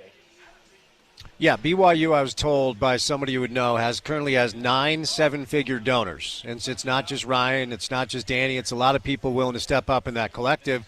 But here's where I want to go, Blaine, next, and then we're going to do some football. I want to get your thoughts on the bowl game and everything going on with the football team. But after AJ signed, I just did, a quick scan of the top college coaching staffs in the country. And it's not hyperbolic to say none of the staffs are built like Kevin's. None of the staffs are built like BYU's. Ex-NBA guy is your head coach for a decade. 2 former G League coaches, as you referenced, strength and conditioning, nutrition. She was with the Suns. And it feels like, intentionally or not, BYU saw around corners and built a pro staff for a sport that's moving to a pro model. Now, here's the thing: Kevin's got to prove he can coach now. There's a little pressure on our guy Kevin Young. He's got to prove he can coach, and we'll see how that goes, because he's going to have a grip of talent. But do you feel like this could be the beginning of a genuine stretch of some really exciting things for BYU hoops based off the way that staff is built? No, absolutely. Like you're on to something for sure, Spencer, because I talked to Kevin Young early. I had a lunch with him just right after he came, and he talked about his vision. And he said, with the way college basketball is going, with NIL and all of that, college basketball is going to become an analytics and a business game, just like the NBA. And so I felt like, this is what he said, I felt like I needed to bring in an NBA staff. I need to hire a general manager that has front office experience that can help us navigate NIL, to value what players are worth, to help match NIL deals with player talent level, to be able to speak that language, because this is where basketball is going. And he took the job, I think, knowing that that's where college basketball was going. But because of it, I think BYU's way ahead of the curve with everybody else. And then they have all of these contacts with players in the NBA that have worked with all these folks that have helped them develop. So now you're a young, potential first-round draft pick, and you're talking to different colleges, and BYU sits you down with people that say, hey, listen, I worked with this person and this person and this person, and they were drafted here and here and here, and they've been an all-star in the NBA. We've worked with them in the offseason. These are the things we do for them. You remind us of this guy that we coach, and we think we can get your skill set to the same place that his is, and his is what he's done in the NBA. All of a sudden you're going, wait, nobody else is talking to me like this. Like, I actually believe these guys. Like, I've heard Kevin use the word, this isn't hypothetical. My staff have coached a bunch of NBA All-Stars and developed a bunch of NBA All-Stars. We know what the talent and the skill set looks like to get there. We know what has to be done to advance them and get them to the upper echelon in the NBA, and we can do that with the right players here in college basketball. So recruiting has just been on a rocket ship advance, right? Now the thing is, they can develop these guys, they can develop the skill sets. I actually don't doubt that at all, because they've done it. Now can this staff coach in big games in the Big 12? You would think, with all their experience, and add a bunch of international experience, they have the Angola Olympic coach on the staff, they've got, you name it, they've got it. But can they come together as a staff and can they put all of these talented players out on the floor and have them mesh and play with a style that fits the Big 12 in college basketball? Very physical this league is, and can they win a bunch of games? We know they can talent. They can get talent, and they can bring it here. And here's the crazy thing, Spencer: if they can win, so before all of this, before the signees and all of the news, they were picked down in the middle of the pack in this league. If they go finish in the top 3 in this league this year, then I don't know how you open up the recruiting more than it is, but I think it perpetuates it, and now they can kind of go out and get whoever they want. And Kevin understands, and I've had a long talk with him about this. In fact, I'll talk with him here in another 2 hours. I'm going to meet with him at 5:30 to get ready for the game tonight. But he understands that for BYU to be good in the long term, they not only have to get the one-and-dones that fit the model for BYU and fit the culture, but they have to have a core of guys like the Dallin Halls and the Richie Saunders and those prototypical BYU guys that will stay around for 3 and 4 years and be the core and be the guys that take the young, talented guys under the wing and help them develop and help them survive for the year they're here. He knows he can't do the Kentucky model that, and we were all saying, you remember, Spencer, like, how do these guys not win a national championship every year? They have like 4 first-round draft picks and they don't win. Mm-hmm. He knows that model doesn't win. He wants 1 or 2 of those a year, and he wants a core of really, really high-level guys like a Richie Saunders and like those guys to be the core and the long-standing folks that are there. And he feels like that mix is almost like the mix that Mark Few has had up at Gonzaga, where he gets 1 or 2 high-level draft picks and then the best regional players in the Northwest to come and fit in, and then he's Final Four after Final Four. That's the vision that I think Kevin sees. But I think winning would help a lot to get all those other kids. And then 1 or 2 of these guys a year, and you're right up there competing in Final Fours. And that's the vision. I believe in it right now. We'll see how it goes. All right, Blaine, let's do a little football here. And before we get over to BYU, since you and I last spoke, your former college teammate and I believe college roommate, Kyle Whittingham, has announced that he's coming back to coach Utah football for the 21st season. He has a new offensive coordinator, a new wide receivers coach, and a new running backs coach, all with BYU ties. It's just so amazing how this rivalry works with Utah guys on BYU's coaching staff and BYU guys on Utah's coaching staff. But what's the Blaine Fowler take on the happenings with the coaching staff up here in Salt Lake? Well, first of all, you and I talked about it when we talked last time, and I think between us, we decided that we thought Kyle would come back. Yep. And we were right. And the reason we were right is because we know how competitive Kyle is, right?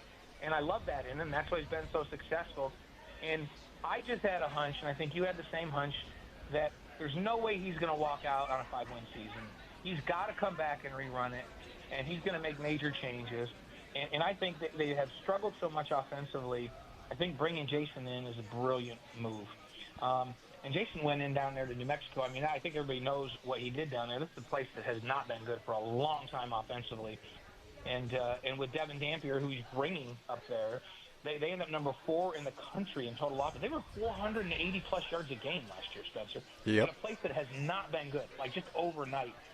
And I think it helps that he's bringing Dampier with him because he's like the true prototypical, 5'10", 200-pound, physical, I'm going to run it, I'm going to throw it, you don't know what I'm going to do, we're going to spread you out, we're going to run RPO, and you're going to have a heck of a time stopping it because we're going to read it on the fly. No matter what you do defensively is going to be wrong.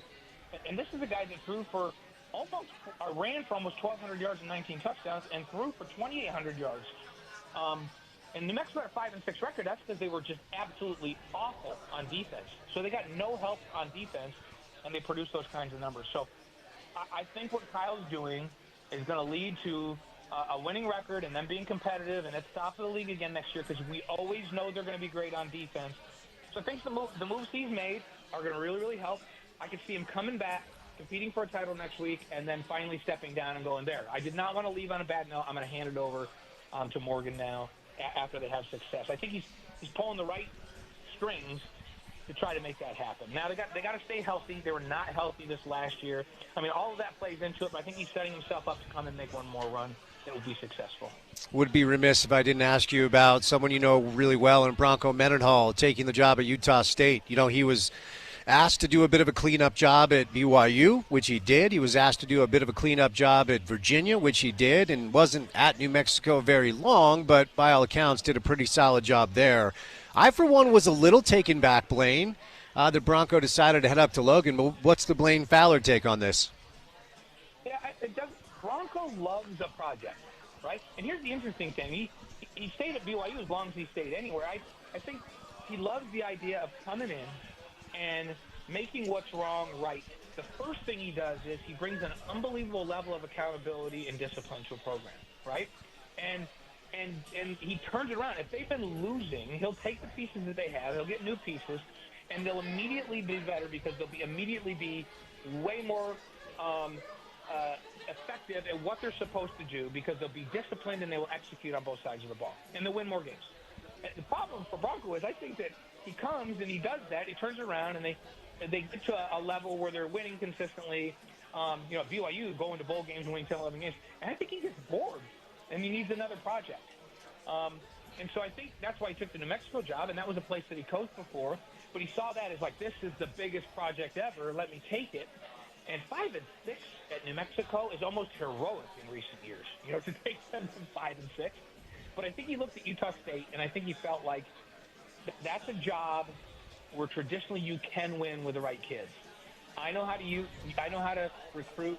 The guys I'm going to take there know how to recruit the state of Utah in the Intermountain West. I know what a formula is to win there. We can turn that thing around quickly, way quicker than we could maybe at New Mexico, and go out and compete for a championship in that league, which I'm not sure he could ever do at New Mexico. And I can leave my mark. I think that excites him, and I think he can do it.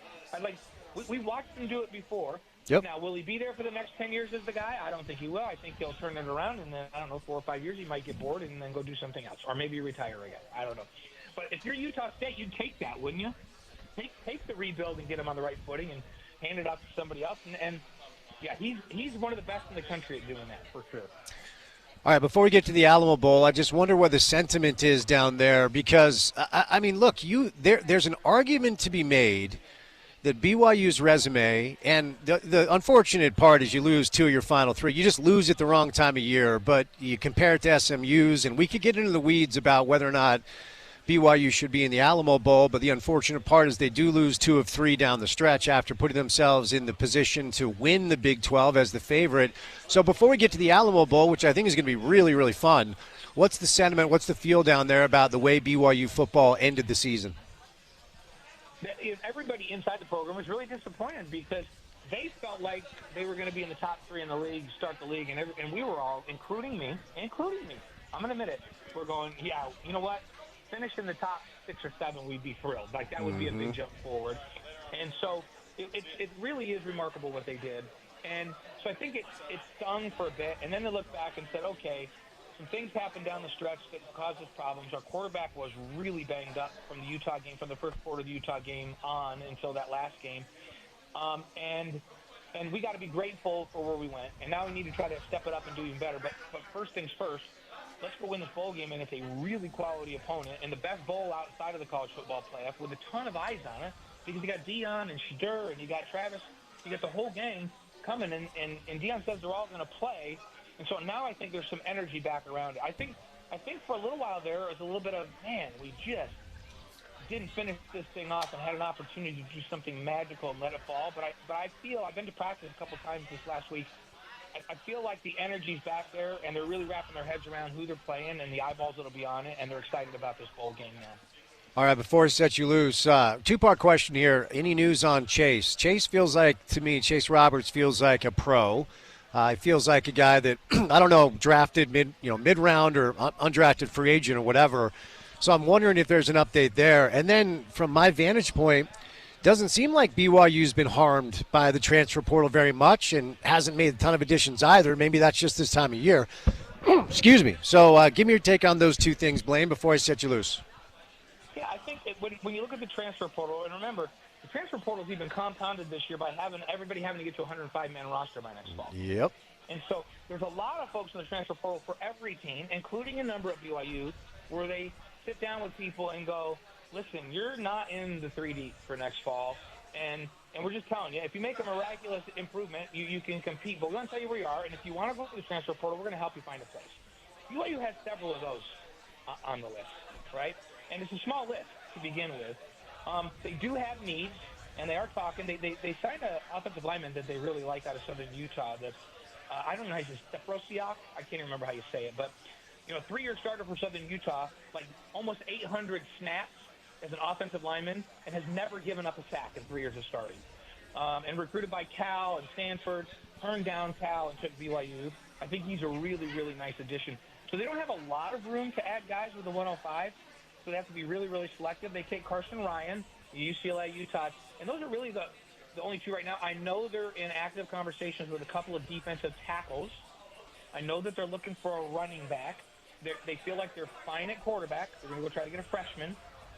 And so they don't have a ton of needs right now, but they're trying to address the ones that they do have. A couple of offensive linemen, a couple of defensive tackles, and maybe a running back is what they're looking for. Now, if some unbelievable talent is out there and reaches out, you're always going to consider that. But those are the needs right now, and they're just not as big as they have been in the past for BYU. You got a lot of youngins that played this last year. And then about Chase, I'm going to say I feel the same way about Kyle that I do about Chase right now. Yeah. Mm-hmm. I feel like Chase is going to run it back. I think he's going to, and I think a lot, if he goes out and has just a crazy ball-out game in this bowl game, and what the NFL scouts are saying is, oh, wait a minute. On second thought, maybe we'll take you in the third round. That could change. That's why I'm not saying it absolutely is coming back. But he's in a position where he's not quite as old as everybody thinks. He's not 25. I think he's going to turn 24.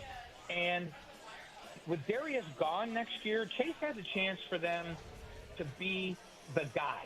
And I think if Aaron and those guys are re-recruiting, I think he's the most important guy for them to recruit right now on the entire roster. Not to go for the transfer portal, but to come back.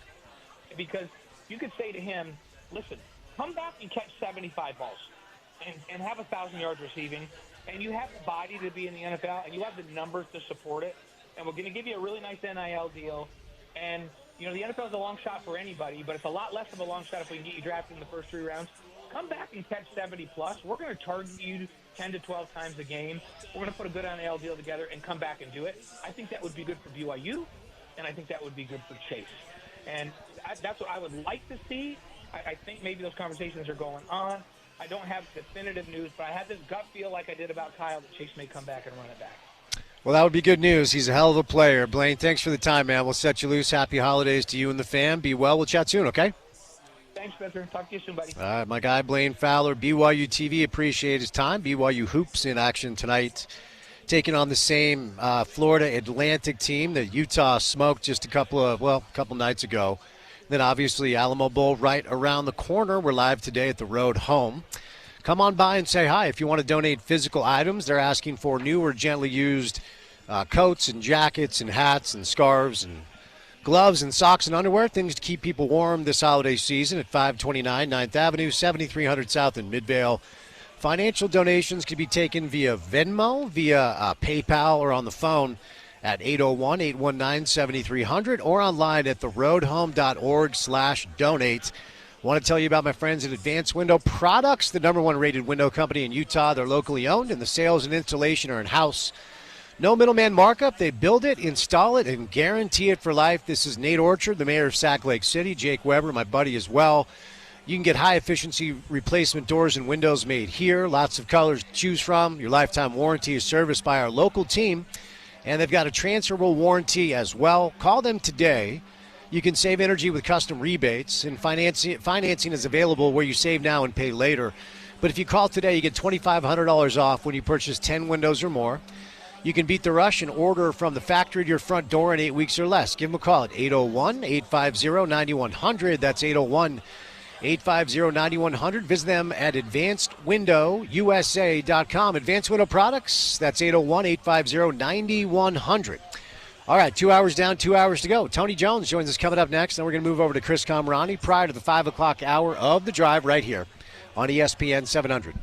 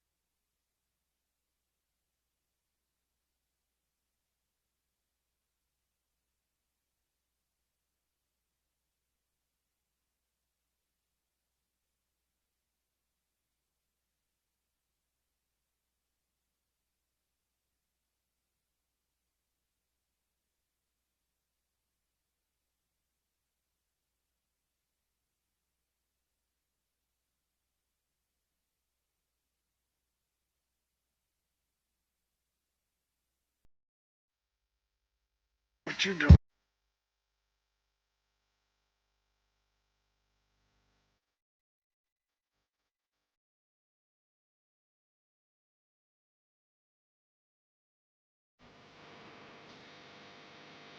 Utah football landed a couple of running backs today.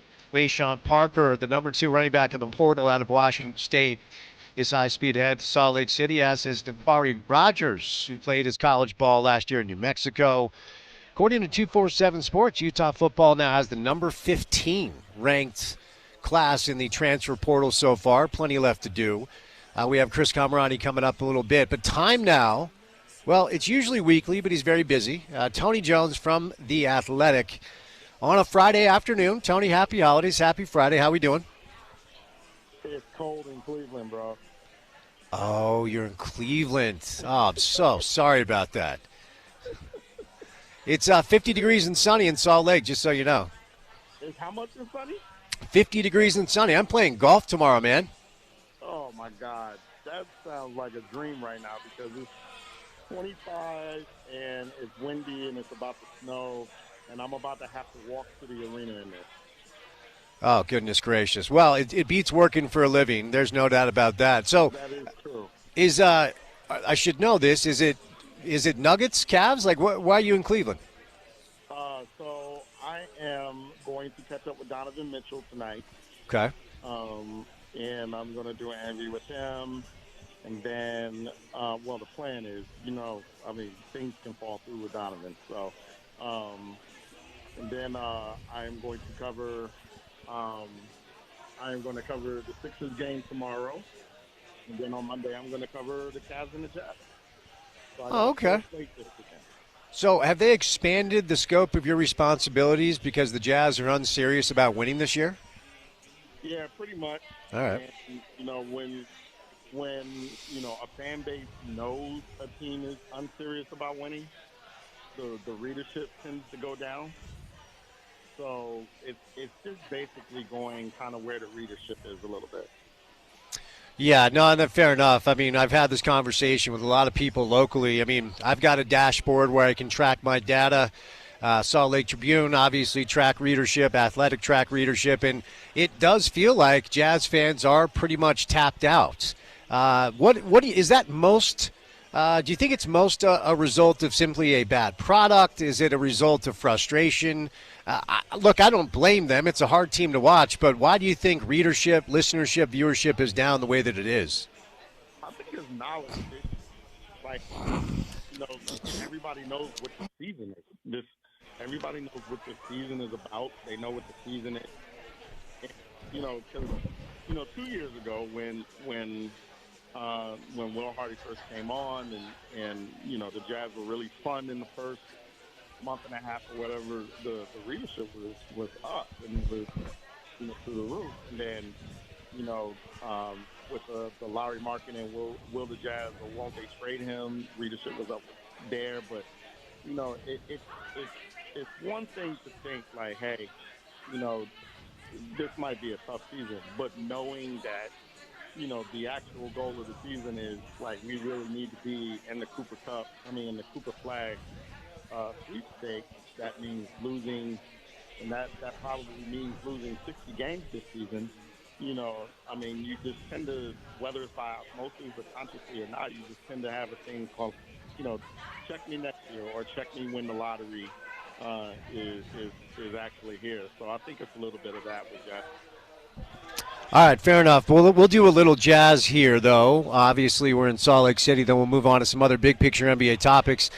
It's hard, when you're a writer, the beat guy like you, or sports talk radio hosts like me, or anybody in content creation here in the market. It's hard to create storylines because we all know what time it is. It's hard to create anything interesting because we know what time it is. But I will say, Tony, that it does feel like what John Collins has done this year is only good news, because it either has allowed you to showcase him, to move him maybe to a team that has seen the way he's played under Will, and maybe even a first-round pick. I have no idea if they can get a first-round pick for John, or at the age of 27, has he played his way into consideration of being around here for a long time. It feels like this is the best basketball John has played quite frankly, ever since he turned pro, maybe with the one exception of the year before he got paid. But what do you make of the kind of basketball John has played this year, and what do you think it means for his future plans? Yeah, he's been terrific, and I think that this extends on and off the floor. On the floor, clean up the shot. Uh, he's always been a force around the basket, but he's been a force, beyond 3-point range this season. He's been really good off the dribble, and he's been much more versatile in terms of a fit this year offensively next to Lowry Markkinen and Walker Kessler than was last year. To be frank, he was kind of limited to being a center in Will's offense. And this year, a lot because of the shooting, he's been able to play, the center side. He's been able to play power forward, and he's even been able to play a little bit of small forward offensively. So, on the floor, he's obviously figured out a way to fit into Will Hardy's system to a point where he can be on the floor with some of the players that need to be on the floor. And that's a really good thing. And, off the floor, him being a good soldier in terms of, taking a back seat to Walker, starting again, I think that's really commendable. That's not easy to do at 27 years old. That's not easy to do when you're John Collins and you have one more year left on your contract after this season. And, that's not easy to do when you're frankly heading into the prime of your career. Because in the NBA, in this league, if you go to the bench and you become a sixth man, that's what you are in terms of the league. So it's hard to get back into the starting lineup, or it's hard to be a starter in the eyes of the NBA once, a team makes you not a starter. So, him doing that, not only not causing waves, but being a real positive force in the locker room, a positive force to Keontae, I couldn't be more impressed with the season that John Collins has had. Now, does it mean that, he's not going to be on the trading block? Absolutely not. Like, I think if the Jazz can get something for him, I think that they're going to absolutely look at that avenue. But at least he's giving the Jazz options. And, this year, last year around the same time, I don't think the Jazz had a lot of options other than to allow him to have his contract expire, play in Utah until his contract runs out. Now they can keep him, they can trade him, they can probably get some value for him. He's given the Jazz a lot of options, and I think he's given himself a lot of options as well.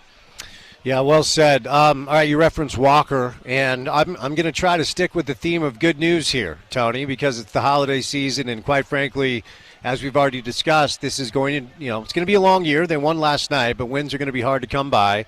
And so incremental steps in the right direction, pieces of good news, something that we can hone in on while also acknowledging what a painful product it is at times. I think Walker has taken a massive step forward, and it more or less has been consistent. Is he great every night? No, but very few players are. Specifically, from your basketball eye, what has Walker done better this year than he did last year that felt a little bit like a sophomore slump? Well, he's gotten better from the neck up. That's the biggest thing. And last year from the neck up, I thought he was a mess. And, and I think that he's done a lot of really good work physically and mentally over the off season. I thought that his Team USA experience was so awful that it just screwed up his entire season. The injury on opening night last year didn't help, obviously, but that Team USA experience where he was pretty much an outcast on that roster. I thought that did a lot of damage to Walker mentally. So, this off season he went to Atlanta. He worked out with his trainers in a small half court gym in Atlanta. for most of the offseason, and he's come back a better player, a much better player.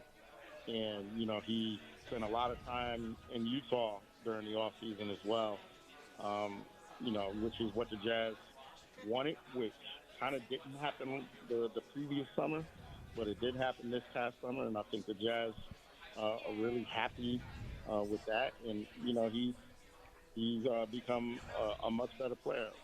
Walker's very unique. He's he's one of the 3 or 4 best rim protectors in the game. He's really athletic. He's springy and spry around the basket. He's not perfect. His ability to screen is always going to be a work in progress. It's gotten better. I thought it was awful last year. It's been better than awful this year. So I think it's been kind of trending towards average, but at least it's better than awful. And obviously, he's starting to make a few threes.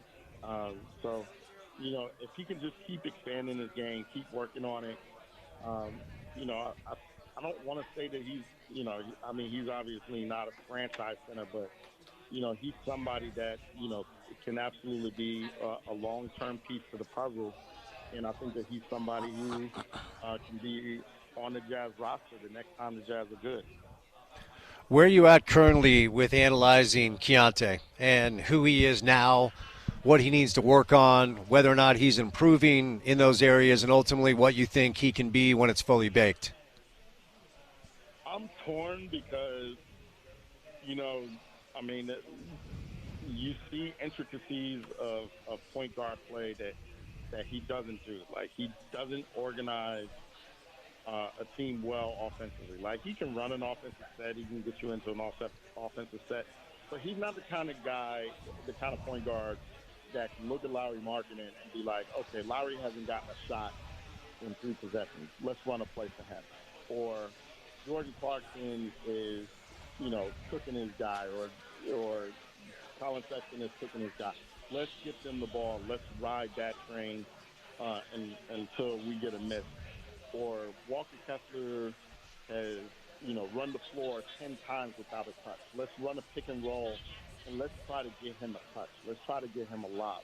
Like, those are point guard attributes that you either have or you don't. And I don't know that Keontae has that part. But he can score. So that's how you're torn, right? Like, he went out last night. I think he had 25, 28. He dunked on Jalen Duren. Dunked on him chest to chest. He hit a bunch of threes. He got where he wanted off the dribble. Like, he can be dynamic offensively. But I don't know that he can run a team. And, and people say, oh, well, this is the era for the scoring point guard. Okay, but watch James Harden. Yeah, James Harden's going to go out for 35, 36. Yeah, Luka Doncic is going to go out for 35 and 36 or 36. But guess what? They know how to run the team as well. You got to have that.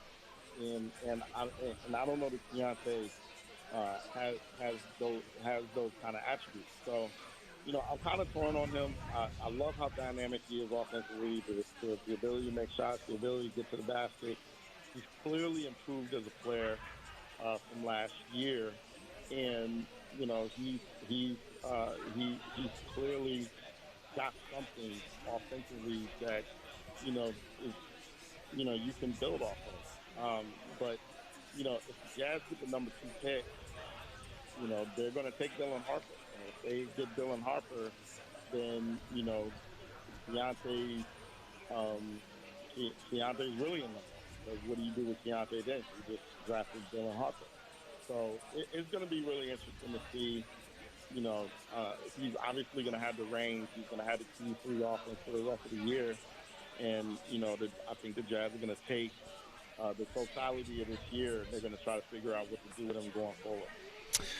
So the highest pick the Jazz made, as you know, as everybody knows, this last year was Cody Williams, and we have 7 games in the G League, and the numbers aren't great. It's 13 points. It's about 4 boards. It's 30% from the floor. It's 22% from 3. and this is G League basketball. He's a child, okay? He is an infant. There's a marathon to go before you can anoint or dismiss, but I suppose what I'll ask you is, don't you want your top 10 pick to look a little bit better, even if it is this early on, to at least show some signs to the fan base that we may have got the right guy? Well, the shooting is historically bad, and that's what concerns me. I don't care about, the scoring or the rebounding or I care about the shooting. Like, you got to make the shots you do take, right? Like, that's the thing. If you take 4 of them, you got to try to make 2 of them. If you take 6 of them, you got to try to make 3 of them, and so on and so on. And his shooting splits are just, horrific. So, that's the main reason why one of the main reasons why he was sent down to the G League in the first place. And then, obviously the shooting splits there are kind of tough as well. He had 19 a day down in the G League showcase, so that's a good thing. I just, you just want to see him be aggressive, because in Colorado he wasn't aggressive, and that was a concern there. He hasn't been aggressive when he, with the Jazz, and then, the couple of games of Summer League that he was aggressive, he was really good. And, like you said, body-wise, you're right. He's a child, and he's going to have to really grind in the weight room over the next, 2 or 3 years. But, the caution that I will give you is that he does stuff usually once a game where you can really, really, really see the potential. Like, he makes a pass that nobody else can make, or, he makes an IQ play that nobody else on this roster makes, or, he makes an eye-popping play athletically because he's really athletic. He does that, kind of once or twice a game. But the problem is, so did Dante X. And we all know that Dante, turned out to be pretty much a seventh man at the NBA level. So, Cody's going to have to really, over these next 2 or 3 years, try to put it together and try to put the flashes together to make it more consistent. And, by God, he's got to start making more shots, for sure. All right, Tom, before I say you lose, you are in Cleveland tonight, and you will have an opportunity. I believe it's going to happen for you. You're going to sit down with Donovan. And so it stings, it's kind of an interesting dynamic, because a lot of the great players we've had here, when they've elected to leave, haven't gone on to really do a ton of special things. Obviously, Gordon got hurt. D. Will never looked like he did when he was here. And we could keep going. But Donovan is in the middle of a season where his team is insanely good. They're 23-4, and it kind of feels like this might be his year, his level up year. He's always been really good. He's always put up numbers. He's always been talented. And look, he has answers. He has questions to answer come spring, and he would be the first to say that come playoff time. But what do you make of what Donovan's done in Cleveland this year, and how real are they as a threat to the Celtics in the East, before I set you loose? Well, I think one of the reasons why I wanted to finish that, I think for a couple of reasons. One, I think that this is the year that he's going to make first or second team All-NBA. I think that this is the year where he's going to finish top 5 or so in the MVP voting. But I want to ask him this question. There's 2 questions I want to ask him. I want to ask him this question. What are the parallels between this Cleveland team and your 2021 Utah Jazz team? Because those are the 2 teams that he's been on that has been number 1 seed. Now I believe that the big difference is that this Cleveland team has an Evan Mobley, while, the Jazz didn't have anything close to an Evan Mobley. And the second thing I want to know is, what have you learned, if anything, from your experience with the Jazz that you can take and that you can take with the Cavaliers? And, that's the other thing. So, time flies, and it flies really fast. I still remember 20-year-old Donovan Mitchell So he is 28 years old right now. Mm-hmm. When you're 28 in basketball years, you're smack dab in the middle of the prime of your career. And in 3 years, you're going to be 30 or 31. So this is the first time in Donovan's career that, I believe that he can look into the future and actually see his basketball mortality. When you're 22 and 23, you're having fun, you're going out, scoring a bunch of points, you can't see you can't see the end. And I'm not saying that the end is anywhere close to Donovan, but at 28, you could say, hey, 5 years from now, I'm 33 years old, and, where am I going to be? So I think that it's a different Donovan in terms of, desperation to win. And I think it's a different Donovan in terms of, in terms of maturity. So it'll be interesting to see if and when I do sit down with him, what are some of the answers that he has to those questions.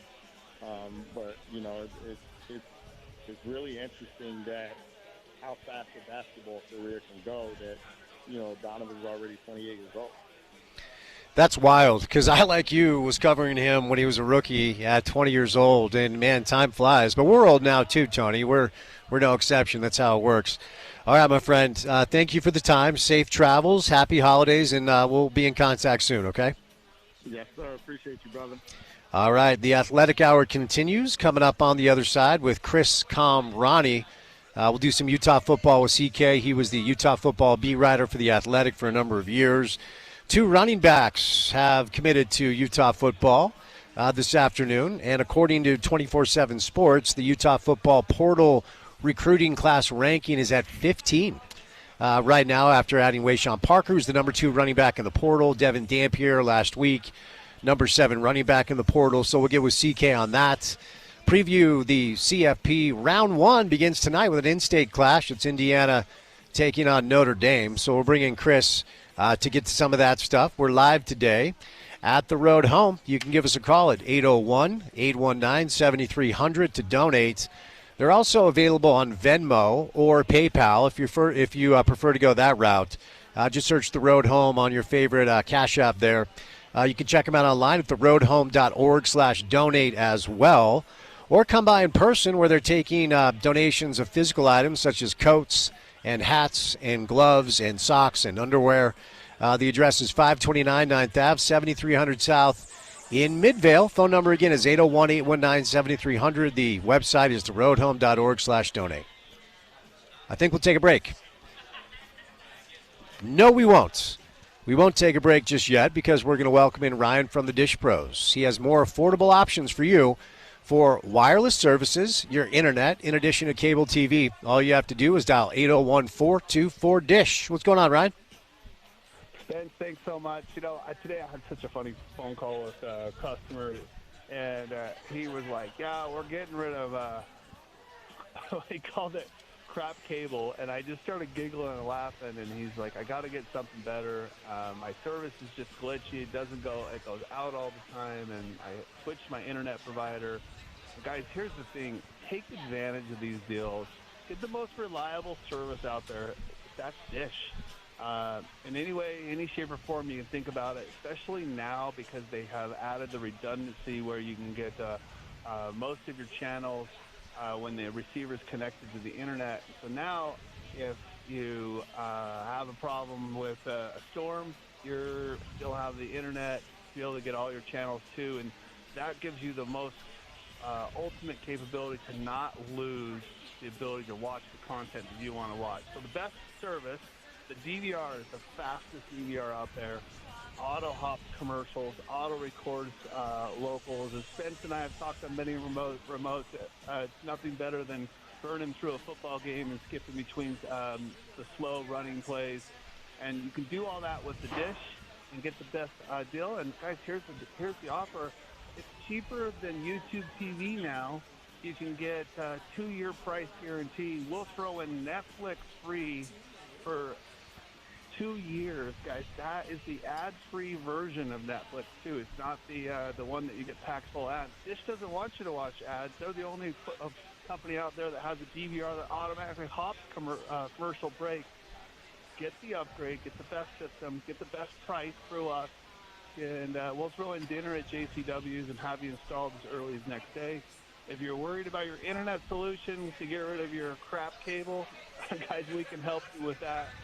We've got tricks so you can keep your existing internet if you want to do that, or take advantage of these new providers that are out there. One of them is $50 a month. You get a free 50-inch TV when you sign up. Lots of free stuff.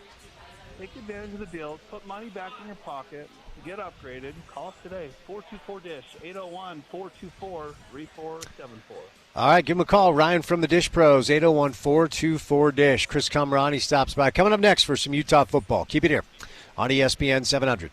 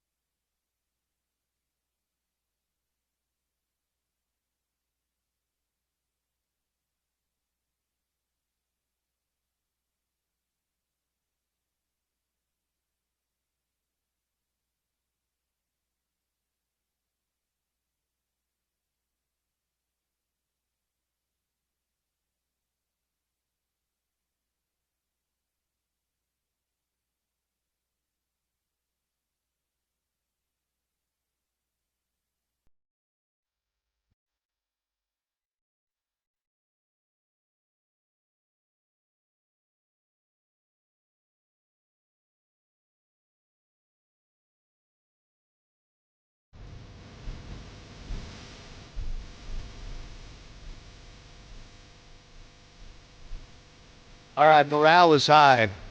Excuse me. Morale is high on the road home. They just brought Chick-fil-A to everybody. You can tell like half the staffers here will wait Chick-fil-A delivery. So morale is high. Not just because of the Chick-fil-A. Chick-fil-A does help, though. Morale is high because we're doing some good, and we'd love your help this holiday season. Here at the road home, if you can donate financially, $5, $10, whatever you can spare this holiday season, different for everybody, totally understand. Give us a call at 801-819-7300. That's 801-819-7300. You can donate on the Road Home website, which is theroadhome.org/donate. They're also asking for physical donations, coats, hats, beanies, scarves, anything that can help keep people warm this holiday season here in person at the Connie Crosby Family Resource Center at 529 9th Avenue, 7300 South in Midvale, Utah. If you're in need of shelter tonight, you can call 801-990-9999, and the team will direct you to where you can get out of the cold. But like I said, morale is high. Chick-fil-A is in the building. The boxes are here. And Chris Camerati is on the show on a Friday. CK, Chick-fil-A, thumbs up, thumbs down. What's the take? The take is thumbs up, but I don't eat it enough. So it's been several years, but it's in a pinch, definite thumbs up. But it's not, I don't think it's anywhere in the top 3 of fast food chains for me. Do you have the top 3 off the top of your head? I do. Let's hear it. Number 1 with a bullet by far, Taco Bell. Okay. Number 2, In-N-Out. Number 3, Burger King. BK at number 3. Charbroiled. Come on, man. Right. Okay, fair enough. Hey, I can't judge. Believe me, I certainly, the Burger King and Sugar House, there was a spotting of me there twice a week for a number of years. I can't complain. But we do have Chick-fil-A in the house. I haven't had it in a while. Maybe that's why it's hitting the way it is. All right, Chris, obviously we have to get you to react to the big news of the day today that Anderson Julio has been acquired by FC Dallas, right? Let's do a little RSL off the top as Anderson Julio's headed to Dallas. What do you make of it? Well, this is some MLS Super Draft erasure on your part, man, because I know that this is a huge topic of emphasis on the show, but I guess we're going to get to that. He buried the lead a little bit. But Anderson Julio moving is a byproduct of another move that RSL made earlier today, trading for a forward who played for the New York Red Bulls, who is very young, seems to be dynamic. They spent a bunch of general allocation money, GAM, as you know. As Love the GAM. Talk about on the show often. Credit to the front office. They're actually making moves on the periphery to try to shore up the team going into next year. It's going to be a funky year, though, because they start off in CONCACAF, and you never really know what you're going to have roster-wise because there are moves that happen, whether additions or subtractions, once you start that tournament, and you're generally playing teams that are in the middle of their season. So it's going to be a hard start for this group because no matter who they have, they're going to be under it a little bit from a conditioning point of view. So big picture term, I think Anderson Julio had a great year last year, but I think they're rolling the dice and getting younger and maybe a little cheaper with this guy that they picked up from the Red Bulls. Excellent breakdown. I was not aware of the other stuff because I've been busy doing the show. So RSL making some moves, and you're the guy certainly to break it down. Any takeaways from the RSL CONCACAF draw? Any CK takeaways that way?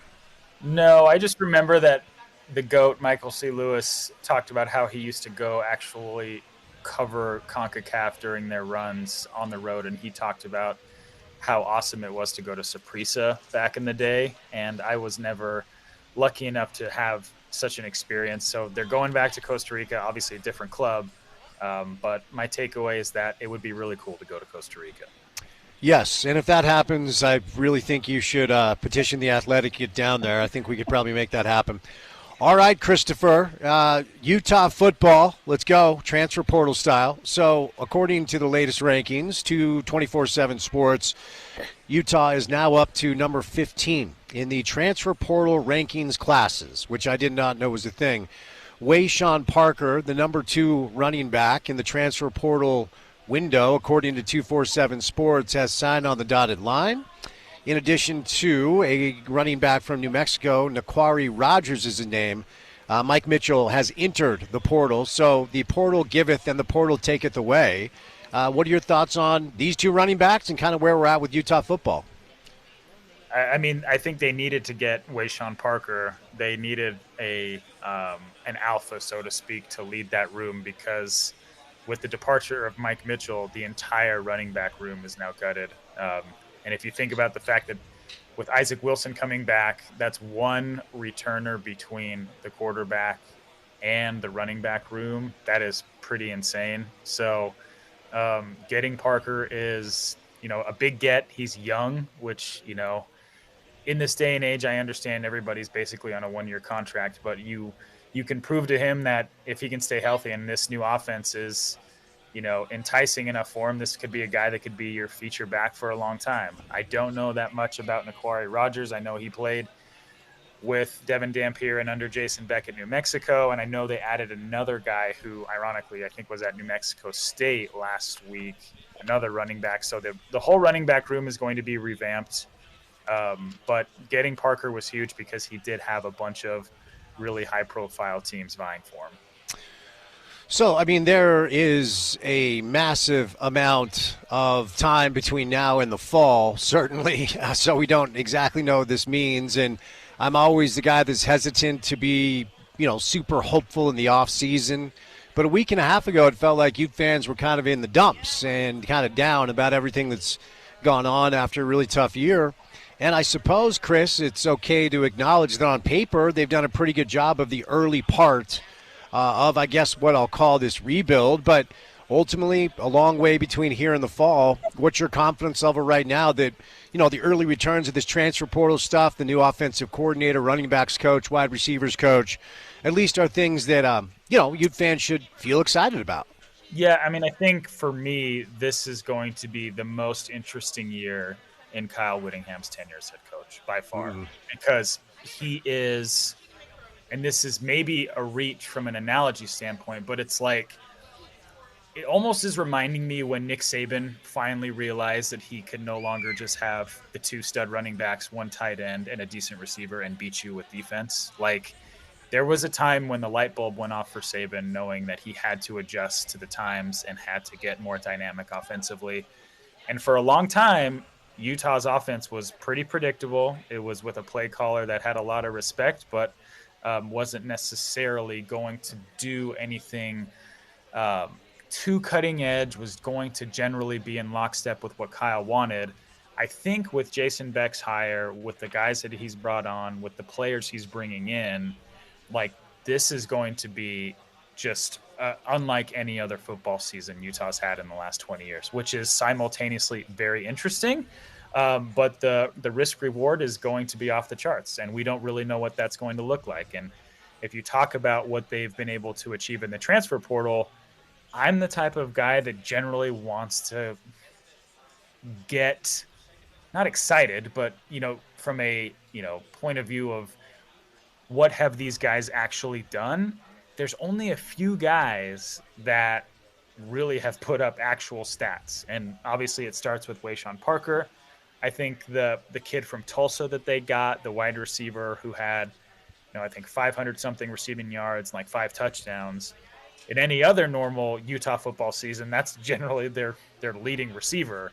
But this was a guy who was a freshman last year at Tulsa who will probably be counted on to be a potential number 1 in this offense. And then the kid from New Mexico State, I know, had a bunch of statistics, as well as Devin Dampier. That goes without saying. But so many of these other guys, Spence, are guys that you got to see what they're made of and see what they do. Like, I know state media is telling Utah fans that guys like the Mississippi State kid are going to be the next Britton Covey. And it's like, let's pump the brakes on a kid who had 11 receptions in like 12 games this year, and I think he has 15 career receptions total. And there are there are so many things that they still have to get to. But if I'm talking about what they've been able to do, they're doing something they've never done before. And I think that's a byproduct of Kyle knowing that he has to adjust with the times.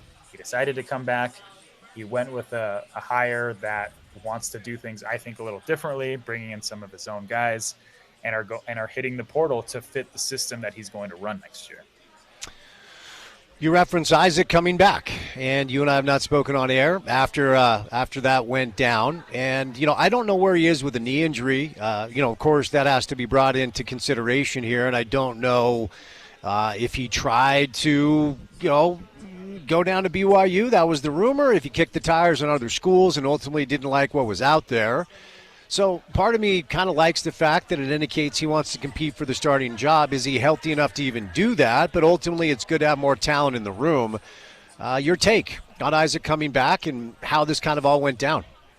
Yeah, I have no inside information of, what visits he took or who he spoke to. I mean, I think anybody who's looking at this situation logically would say that Devin Dampier has the inside track on the starting quarterback position next year, as he should, because he has the most experience, period, and with, Jason Beck coming in as well. My guess would be that, yes, Isaac is going to come in and theoretically compete for the starting job, but I just think, like, if you're Isaac, you look at a guy like Devin Dampier who's coming in, who's had, a great season at New Mexico. You never know how quickly somebody's star can soar, and who knows if Devin Dampier has a great year and decides to, declare next year, or, as we know in this transfer portal era, maybe he has a great year and a very powerful blue blood comes calling for him. Maybe it made sense in Isaac's mind and in his camp's mind that it would be best to just compete and simultaneously be prepared to sit, and I don't think that's a bad thing. I think the kid was kind of under the gun last year from the beginning. I know he was nicked up coming into spring and summer, and, everybody was excited at the prospect of him learning under Cam Rising, but we saw that storyline go sideways very quickly once Cam got hurt. So I think if you're Isaac, you get to come in under a guy who is very well respected, a former BYU quarterback. Obviously Zach played there. People love, by all accounts, playing for Jason, and his system is very, also by all accounts, much easier than Andy's. So, yes, I think Isaac will have a chance to compete for the job, but maybe they're taking a 30,000 view look at this thing and understanding that, does it make sense for Isaac to maybe seek greener pastures at Southern Utah or compete at Utah State under Bronco, in theory, obviously, or does it make sense for him to come back and sit and learn under a new offense, and one that maybe tailors his skill set a little better? So until it becomes official, I'll just keep asking you about Cam. I think there was a BYU bro who sent out a tweet that got some traction that he was headed to like Sac State or whatever, but I haven't seen anything official. Maybe I missed it. I know there was a CBS report a couple of weeks ago that it was unlikely, but again, until we know what the deal is here, I'm just going to keep asking your thoughts on what we could see when the ink is dry with Cam Rising. Yeah, I was told earlier this month that he would probably have a decision made before Christmas, but we're getting very close. And obviously, moving parts can push back a theoretical deadline at any moment. So you add Devin Dampier after hiring Jason Beck. Isaac Wilson comes back. Cam's going to be 26 next year, Spence, and he's a guy that has proven to be a very good college quarterback when he's healthy, but the dude maybe just has the worst injury luck of all time. It reminds me of like when Taysom was at BYU, and it's like anytime he got going, like he would tear his ACL or break his leg or something. And obviously Taysom's NFL career has proven that his time in college was maybe quirky, but for Cam, listen, he's, like I said, he's going to turn 26, and he's coming off another serious season-ending injury. So I don't know what his market is going to be. My guess would be that his time at Utah is done. I don't think he's going to want to come in and compete for a starting position that has the incumbent from the previous school, Dampier, coming in with Beck. So who knows where Cam could end up if he wants to keep playing, if he does want to keep playing. I mean, he's the type of guy that could probably transition into coaching very quickly and is very well respected within the college ranks all over the country, that I could see, if he wanted to, catching on to a decent staff and starting his coaching career if he wanted to. Yeah. Only time will tell. You had a couple of trips down to Boulder to cover Deion and University of Colorado. I wonder your thoughts after covering the team and watching from afar, watching Travis Hunter lift that Heisman Trophy, and your thoughts on that award for Travis. Yeah, I think the Heisman is kind of an antiquated thing in college football to me. I mean, I still think it's cool. I think Travis deserved to win, mainly because he's doing something that's never been done in the history of college football. He's the best player. I do think, like, you could make an argument for Ashton Genty because of just how dominant he's been. And it's hard, man. Like, you can dive into those weeds of, like, what is the definition of an MVP in pro sports and what is the definition of a Heisman. I mean, I think the Heisman is the best player in college football, which Travis was, because he was able to play basically both ways every single time he was out when he was needed. But I don't know. Maybe I'm a little bit of a nihilist. I think the Heisman is losing steam for me from that point of view. So it was cool to see how tight it was. I mean, how widespread the voting was. There was a lot of folks who voted for Ashton, and, you know, if they believed that he deserved to win, that was great. But listen, man, I mean, people might knock Travis's defensive metrics, but like Deion said at one point earlier on this year, if you don't have a lot, if you have a lot of tackles as a cornerback, like if that's a metric you're using against a guy like Travis Hunter, corners who have a lot of tackles are generally corners who aren't very good and are having to make tackles. Travis hasn't had to make many tackles this year because he's either locked up the opposing receiver or made a pass deflection or whatever. And that's not even mentioning the amazing offensive year he had. So, I think it was fitting, kudos to him for wearing that really cool Dumb and Dumber, blue suit, which was legit. So, I mean, it was cool to see. And I honestly wonder if we'll ever see another player like that in college football. BYU Colorado Alamo Bowl coming up next Saturday. Move the needle at all for you? I mean, for BYU, I think they get $6 million. I think that's their payout. And of course, at one point, they thought they were high-speed ahead of the CFP, lose 2 of 3 down the stretch. But you could do a lot worse. If you were Brigham Young, 10-win season, Colorado Alamo Bowl. I mean, at the very least, CK, it's a good check, and Deion's going to bring a lot of attention, a lot of eyes. Good food. I know you're not a big San Antonio guy. I've only been once, and I enjoyed it. Back when I was on the beat, I had to spend like 6 days in San Antonio before the Alamo Bowl when Utah got destroyed by Texas. So, yes, it's going to be a great game. It should be a great game. Kudos for all the flack that Deion gets. I think he is able to kind of set the edge using a football term, Spence, because I know you're a football guy. Yeah. I think what he's doing is he's like kind of changing the dynamic as we, as we live and breathe in real time of like, if Travis Hunter and Shedeur Sanders are playing in a bowl game that matters to the Colorado fan base a lot, but really not to anybody else, that says a whole hell of a lot, honestly. I mean, like, if this is any other year and this is any other team, the 2 potentially top draft picks in the following year playing in an Alamo Bowl or Holiday Bowl or a, Gronkowski Bowl, it's just not going to happen. And I think you're seeing other teams and players follow suit, which speaks to the effect of what Deion has had. So I, for one, am very excited to watch those guys play against BYU because I know guys down there at BYU. I've covered Colorado off and on in the last 2 years, and it's cool that they're playing. I mean, let's just be honest. It's going to get buku ratings, as it should, because kudos to those guys for actually playing. 100%, and hopefully they play the whole game, not just a couple of series, as our guy Kevin Reynolds kind of surmised earlier today. All right, I want to get your take on the dynamic in college football right now about the fact that there's free agency while the season is going on. I mean, it's beyond insanity. And every time a coach has a chance to take the podium, he makes his feelings very well known. I can't imagine the difficult task of trying to get your team ready to compete for a national championship and then closing up practice and going to try to play damage control to make sure your players aren't talking to agents, which, of course, they are. This is not a sustainable model, right? I mean, they have to be able to figure this out. So hopefully this is the last and final year these coaches have to deal with the transfer portal, which is basically free agency, being open while they're still playing. This is like Lamar Jackson bouncing before the conference championship game. Like, it's truly insane. It is, and this just goes to show how big of a failure the NCAA and the powers that be, how big of a failure they've been regarding this whole thing, going back to when this ball got rolling 4 or 5 years ago, whatever it was now. It's insane that there is no top-down pyramid. That there's been no blueprint for all of the schools to have voted on or sat down or whatever.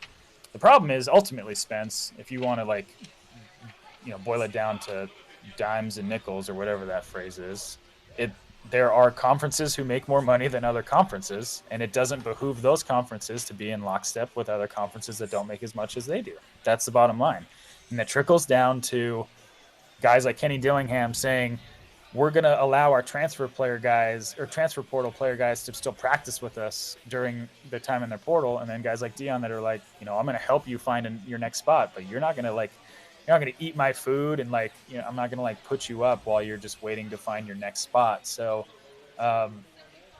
it seems to me that it would be so solvable if you had even a semblance of a structure in place, but clearly nobody has figured out how to even start that, which is so mind-boggling considering, like I said, we're 4 years into this thing, and it only seems to get more wild each year. Like I've said before, eventually it will work if everybody comes together and elects a commissioner or, sits down and writes a constitution of sorts of what will work and what doesn't, and what days are open and what days are closed and who can do what. But until then, everybody's just going to be able to do what they've been able to do. I mean, it's a fundamental failure on the part of everybody who should have been kind of ahead of this thing for years now. All right, my guy. Santa Claus comes to town next week. What's the Leo excitement level? Does he know what's going on? Is he ready for the big night? He knows what's going on. He's really into Jingle Bell Rock right now on repeat, which is a good Christmas song to have on repeat, but it's also don't ruin it. And we're getting to that point where it's my guy, you're getting close to ruining it. So, yeah, man, it's going to be fun. Anytime they're coherent and smart enough to know what's going on, it'll be cool. So this will be the first really, coherent Christmas as a parent. So I'm excited to see how it reacts. All right, brother. Well, have a good one. Thanks for the time today, and we'll chat soon. Happy birthday, John Paul.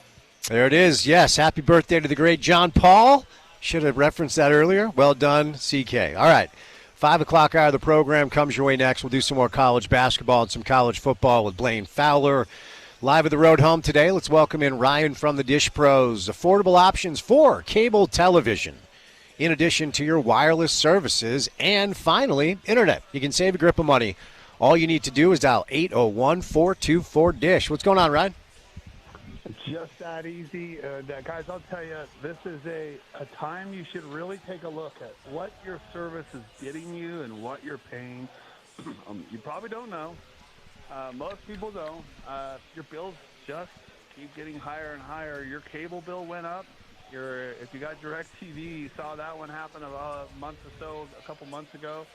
And the big one that doesn't surprise me, and based on from what I read, we're going to see another one in the next upcoming year. Is YouTube TV did a huge increase.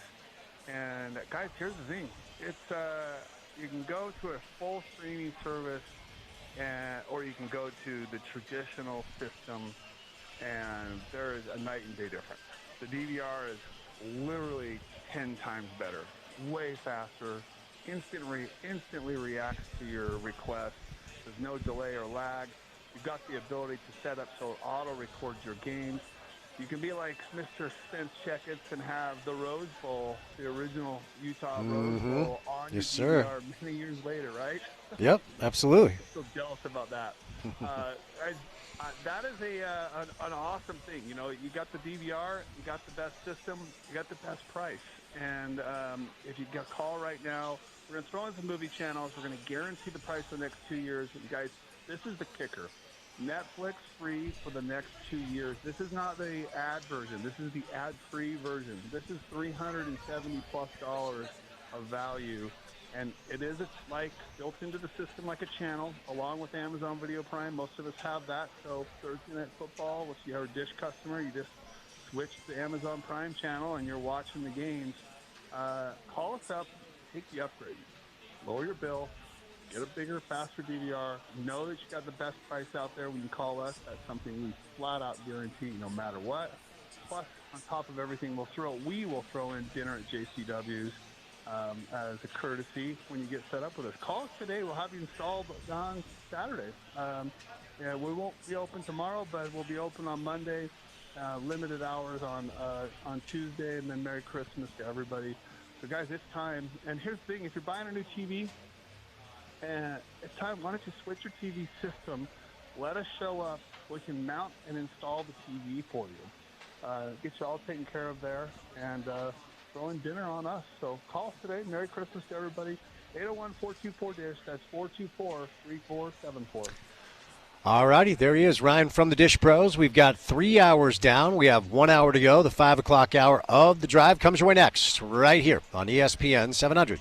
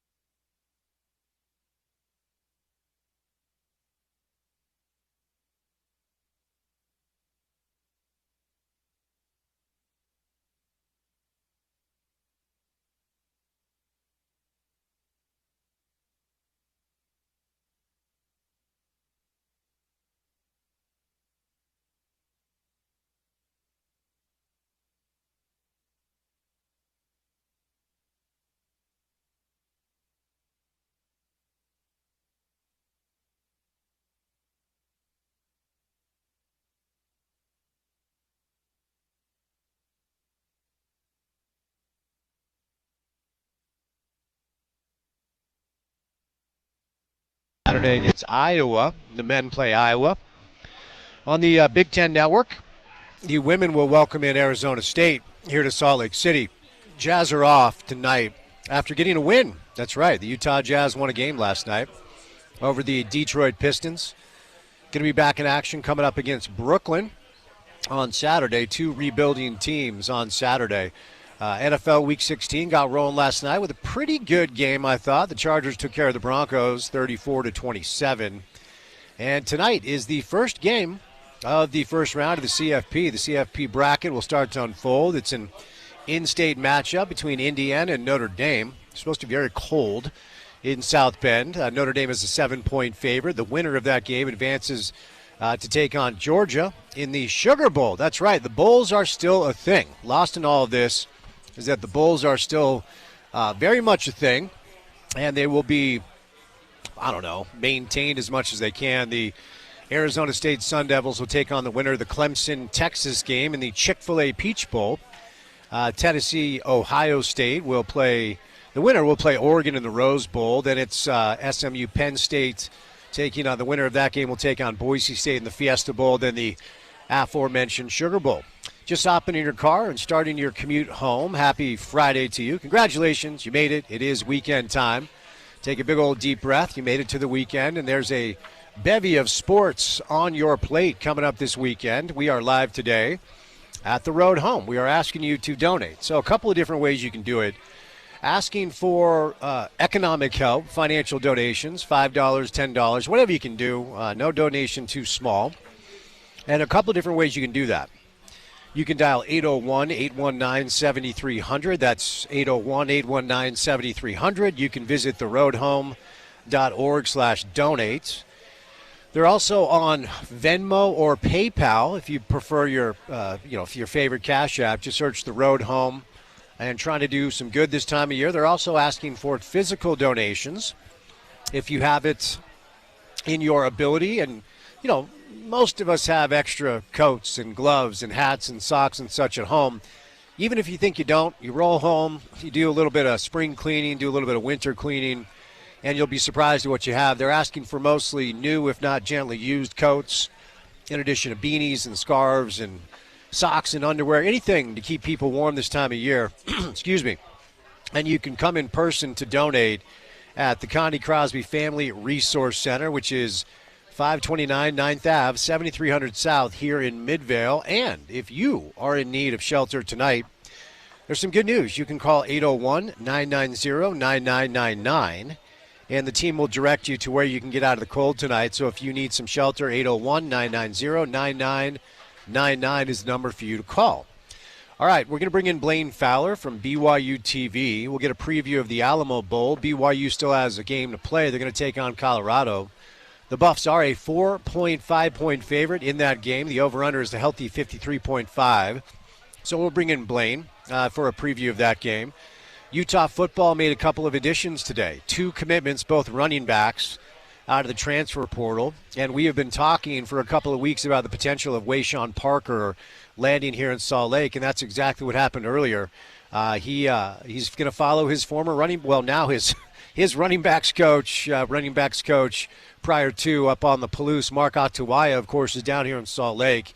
So Mark's hire proved to be instrumental in this entire process. And Utah football social media abuzz with Mark Atuaya rapping, freestyling earlier today after the announcement was made. So obviously Utah needing to replace Mekhi Bernard. Mike Mitchell is in the transfer portal.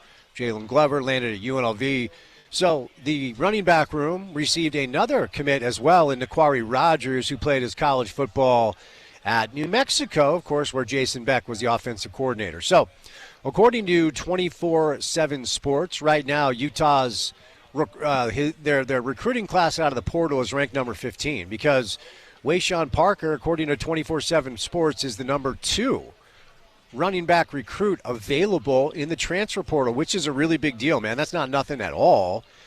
And then, of course, last week, Devin Dampier, who played for Jason Beck down in New Mexico, was the number 7th ranked quarterback in the transfer portal, receiving a tremendous amount of interest all over the country, and he lands at the University of Utah. So I'm not a big, hope on paper guy But I think it's fair to say this fan base, this Utah football fan base, has been pining for some good news.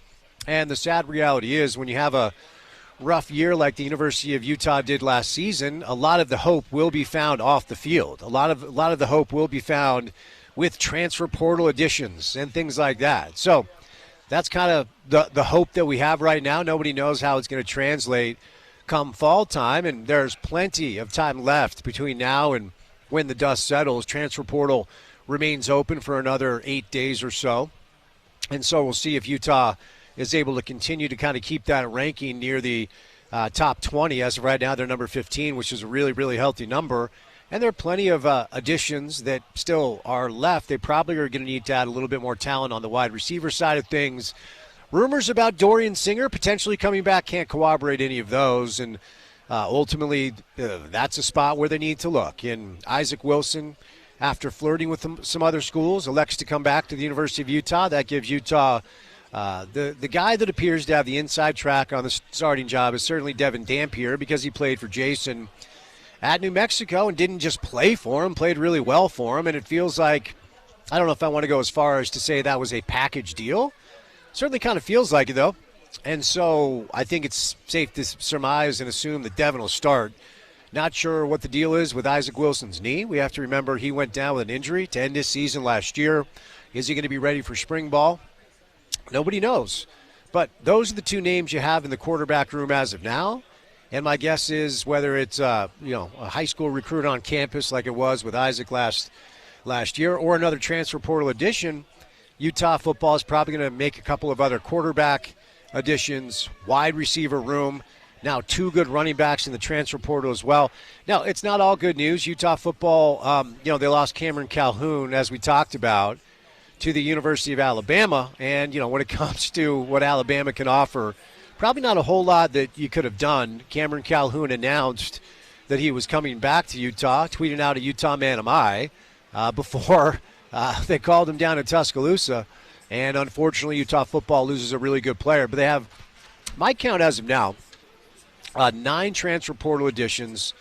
And so we'll see what they can do moving forward to make that class complete prior to spring ball. And that's ultimately what you want to do. Make sure you have it done prior to spring ball. And hopefully Isaac is healthy come that time to be able to compete with Devin Dampier, because you want to make that a competition. You want to make it an iron sharpens iron situation. Sione Fotu has landed in Houston. So Utah does lose Sione, as he's going to play for Houston next year. And this is the deal when it comes to this time of year, with the transfer portal really making things interesting all off season long. And anything that comes our way, we will certainly bring it to you on the program. But let's do a little preview of the Alamo Bowl, talk some Utah football. I want to get Blaine Fowler's take on the Utah coaching staff turnover. Blaine was Coach Witt's roommate at BYU, so we're going to do some Utah football, and then we'll preview the Alamo Bowl between BYU and Colorado. And then Blaine's thoughts on A.J. DeBanza playing college basketball for Kevin Young and Brigham Young coming up next season as we're live at the road home. I want to tell you about my friends at Prize Picks. You can make your holidays bigger and brighter with Prize Picks, the best place to get real money action while watching your favorite sports. With over 10 million members and billions of dollars in awarded winnings, Prize Picks has made daily fantasy sports accessible to all. The app is really simple to use. You just pick 2 or more players across any sport and then pick more or less on their stat projections, and you can win up to 1,000 times your money. Prize Picks is America's #1 daily fantasy sports app, and it's available to play in more than 40-plus states, including California, Texas, and, of course, Utah. Join now, because this holiday season, Prize Picks is giving away 2 free picks in December, and they're giving away $30 million+ in rewards during Picksmas. You download the Prize Picks app today. Use that promo code ESPN700. Get $50 instantly when you play $5. That's promo code ESPN700 on Prize Picks to get $50 instantly when you play $5. You don't even need to win to receive the $50 bonus. It's guaranteed. Prize Picks, run your game all season long. You must be present in certain states. Visit prizepicks.com for restrictions and details. Blaine Fowler joins us coming up next right here on ESPN 700.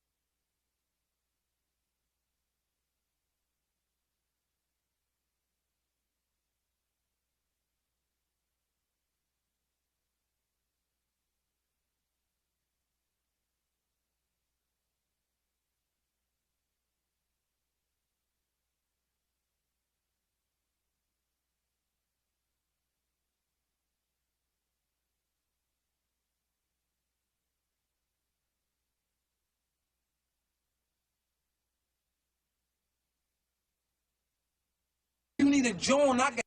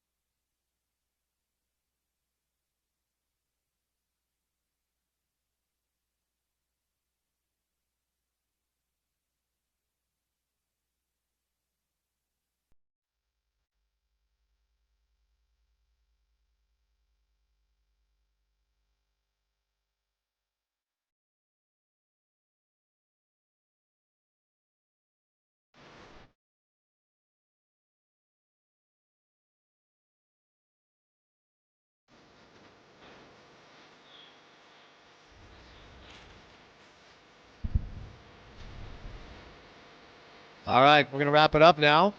Live here today at the Road Hall. Always one of my favorite experiences. Real blessing to be able to do this with this job. 19th year out here at the Road Hall. Doing it a long, long time. Appreciate them having us out. Appreciate all of you for donating either monetarily or a physical item. You can donate throughout the course of the holiday season. Phone number is 801-819-7300 if you want to donate over the phone. No amount too small, $5, $10, whatever you have. You can also go to theroadhome.org/donate. If you would rather donate a physical item such as a coat or a hat or something like that, you can come in person to the Connie Crosby Family Resource Center at 529 9th Ave, 7300 South here in Midvale, Utah. And if you are in need of shelter tonight, please call 801-990-9999, and the team will direct you to where you can get out of the cold tonight if you need a place to stay. All right, big night on the station. Coming up next, it's time for the CFP, the College Football Playoff, the first game. Round one begins with Notre Dame and Indiana. It is a local matchup. The weather is supposed to just be horrible. Notre Dame at this point is a 7-point favorite. They're the 7 seed. Indiana is the 10 seed, and the winner advances to play Georgia in the All-State Sugar Bowl. We've got little NBA action tonight, not much, only 3 games. We've got the Hornets and the 76ers. Bucks and the Cavs should be a good one on NBA TV. Then the Thunder and the Heat later on in Miami. The Jazz are off tonight. Hockey Club off tonight. Jazz back in action tomorrow. Tomorrow on the station, Utah men's basketball takes on Iowa, and Utah women take on ASU. So, join us for a Monday show. We're going to break that down. We'll say goodnight for a Friday, and a special thank you to Kevin Reynolds, Howard Beck, as well as Blaine Fowler, Tony Jones, and Chris Comrani. For any of the sound you may have missed, go to the website. It's ESPN700sports.com. Make sure to download our mobile app and take us on the go. That's the ESPN 700 app, available in the App Store or the Google Play Store. Then finally, for what we do in our space for 4 hours every afternoon, check out our podcast page. It's called The Drive with Spence Checketts. That's available wherever you get your shows. Subscribe, rate, review. Say nice things. Give us all the stars. It helps. For Cynthia, my on-site tech, Olivia, producing reporter today, my name is Spence Checketts saying goodnight. Enjoy your weekend. Be good to yourself. Be good to each other. We'll talk to you on a Monday Drive. And as always, you can find it right here on ESPN 700.